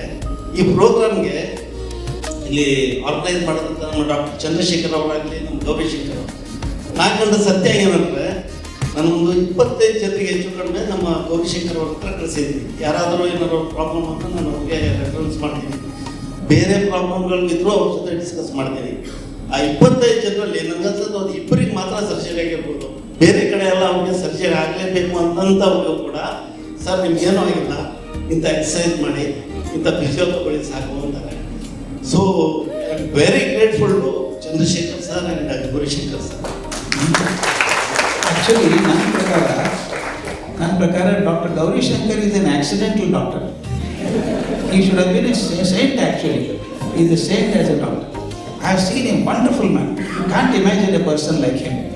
He is more a saint than a doctor, more compassionate, so compassionate. He is a love personified. He is a personification of love. Only such doctors do not treat patients. They make patients healthy. They care, really care. Care worse than anything. He is such an affectionate man, you can't believe it. Such an affectionate man. ಹಾಗಿದ್ದಾಗೆ ಡಾಕ್ಟ್ರಿಗೆ professional ಬೆಲೆ ಬರುತ್ತೆ sir. ಯಾರೋ ಒಬ್ರು ಕೆಟ್ಟ doctor ಇದ್ದರೆ ಎಲ್ಲರಿಗೂ ಕೆಟ್ಟ ಹೆಸರು ಬಂದ್ಬಿಡುತ್ತೆ. ಅದು ನನಗೇನಂದರೆ, ನಾನು ಉದ್ದೇಶ ಇಷ್ಟೇ, ನಾವು ಎಷ್ಟು ದಿವಸ ಇರ್ತೀವಿ ಅಂತ ಗೊತ್ತಿಲ್ಲ. ಇರೋರು ದಿವಸ ಒಳ್ಳೇದೇ ನಿಂತ್ಕೊಳ್ಳೋಣ. ಕೆಟ್ಟದ್ದು ಇದೆ, ಯಾಕೆ ಮಾತಾಡ್ಬೇಕು ಅದ್ರ ಬಗ್ಗೆ? ಯಾವಾಗಲೂ ಹೇಳೋದು ಸ್ಟ್ಯಾಂಡರ್ಡ್ ಮಾತು ನಂದು. ಒಂದು ಊರಲ್ಲಿ ಗಾರ್ಬೇಜ್ ಬಿಟ್ಟು ಇದೆ, ಕಸದ ಗುಂಡಿನೂ ಇದೆ, ಗುಲಾಬಿ ತೋಟನೂ ಇದೆ. ಯಾಕೆ ಗಾರ್ಬೇಜ್ ಬಿಟ್ಟು ಪಕ್ಕ ನಿಂತ್ಕೊಂಡು ಕೊಳಕ್ಕೆ ಮಾರ್ತದೆ, ಕೊಳಕ್ಕೆ ಮಾರ್ತಿದ್ಕೋತೀವಿ? ಹೋಗ್ರಿ ಅಲ್ಲಿ ಗುಲಾಬಿ ತೋಟಕ್ಕೆ ಯಾರು ಬೇಡ ಅಂತಾರೆ? ಆರಿಸ್ಕೊಳ್ಳಿ. There is something beautiful in the world. Nice things are happening. Pick up that. ಈಗ ನನ್ನ ಜೀವನ ಚೆನ್ನಾಗಿರ್ಬೇಕಾದ್ರೆ ಗಾರ್ಬೇಜ್ ಹಾಕ್ಕೊಂಡ್ರೆ ಚೆನ್ನಾಗಿರಲ್ಲ, ಗುಲಾಬಿ ಇಟ್ಕೊಂಡ್ರೆ ಚೆನ್ನಾಗಿರುತ್ತೆ. So therefore my job in this life is to go and search for the best things in the world. Pick up that and make my life beautiful. Rather than picking up miserable things. ಅವನು ಯಾಕೆ ಹಿಂಗೆ ಮಾಡ್ದ, ಇವನು ಯಾಕೆ ಹಿಂಗೆ ಮಾಡ್ದ, ಅವನು ಯಾಕೆ ತಪ್ಪು ಮಾಡ್ದ, ಇವನು ತಪ್ಪು ಮಾಡ್ದ. ಇದು ಯಾಕೆ ಬೇಕು ನನಗೆ ಪೋಸ್ಟ್ ಮಾರ್ಟಮು? ನನಗೇನು ಬೇಕು, ಒಳ್ಳೇದನ್ನು ಆರಿಸ್ಕೊಂಡು ನನ್ನ ಜೀವನ ಚೆಂದ ಮಾಡ್ಕೋಬೇಕೆ ಹೊರತಾಗಿ ಹುಡ್ಕಾಡ್ ಕೆಟ್ಟದಂತ ನನ್ನ ಜೀವನ ಯಾಕೆ ನರಕ ಮಾಡ್ಕೋಬೇಕು? Choice is mine. So therefore I always go in search of people who are good, beautiful, wonderful. They are doing good job. ಸ್ವಾರ್ಥ ಇದೆ ಅದರೊಳಗೆ. My life becomes more sublime and beautiful. Thank you so much.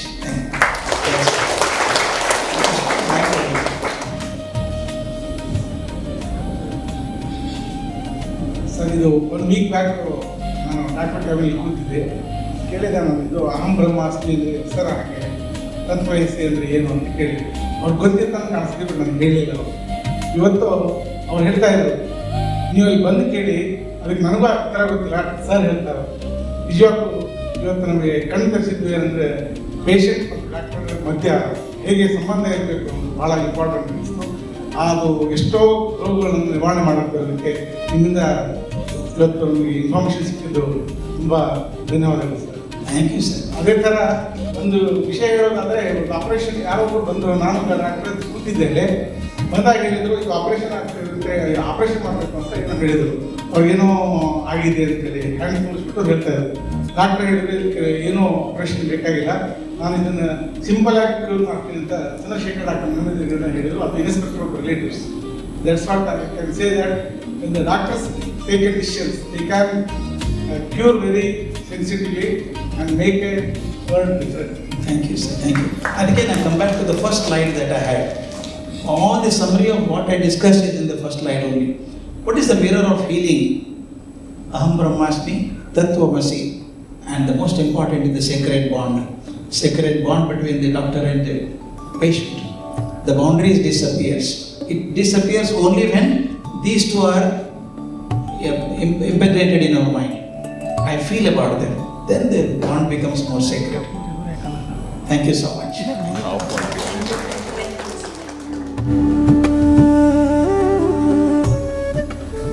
I request hospital staff, Dr. Chandrasekhar, and our senior doctors to kindly come and do felicitation for Dr. Gururaj Karajagi. I think I'm lost for words because there's so much to take and there's so much to digest. Please come.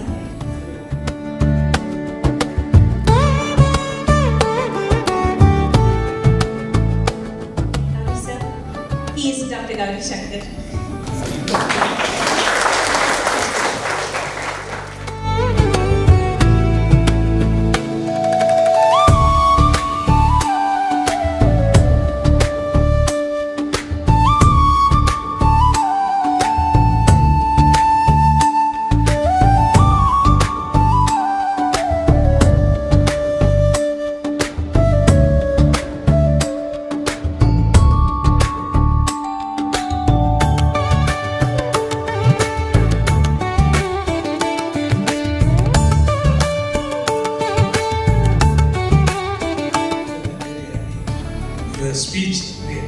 really healed and touched many of us.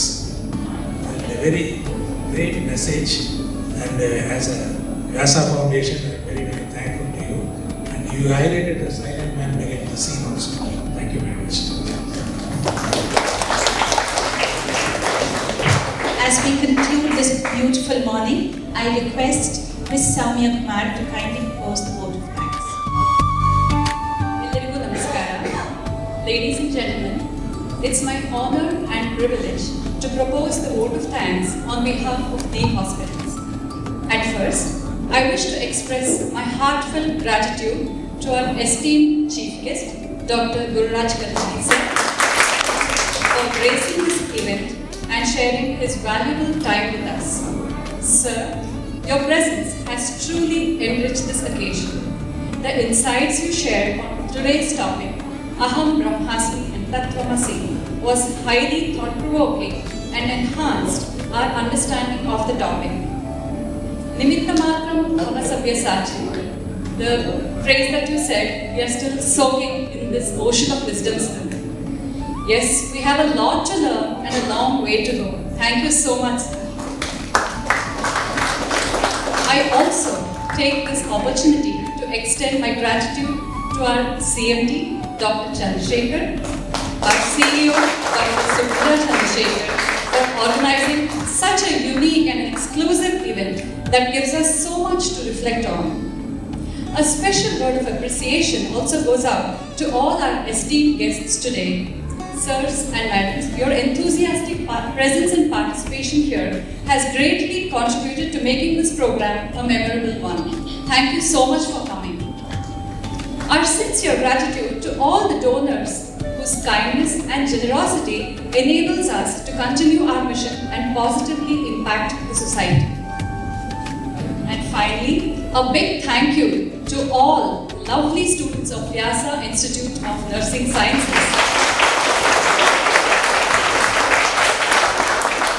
It's all their efforts that we see today to make this venue look so gorgeous. Thank you, everyone. As we conclude, we are incredibly grateful to Vyasa Foundation, the hospitals, and all the staff for your personal involvement to make this event a great success. So, until we meet again, take care, stay safe, and have a wonderful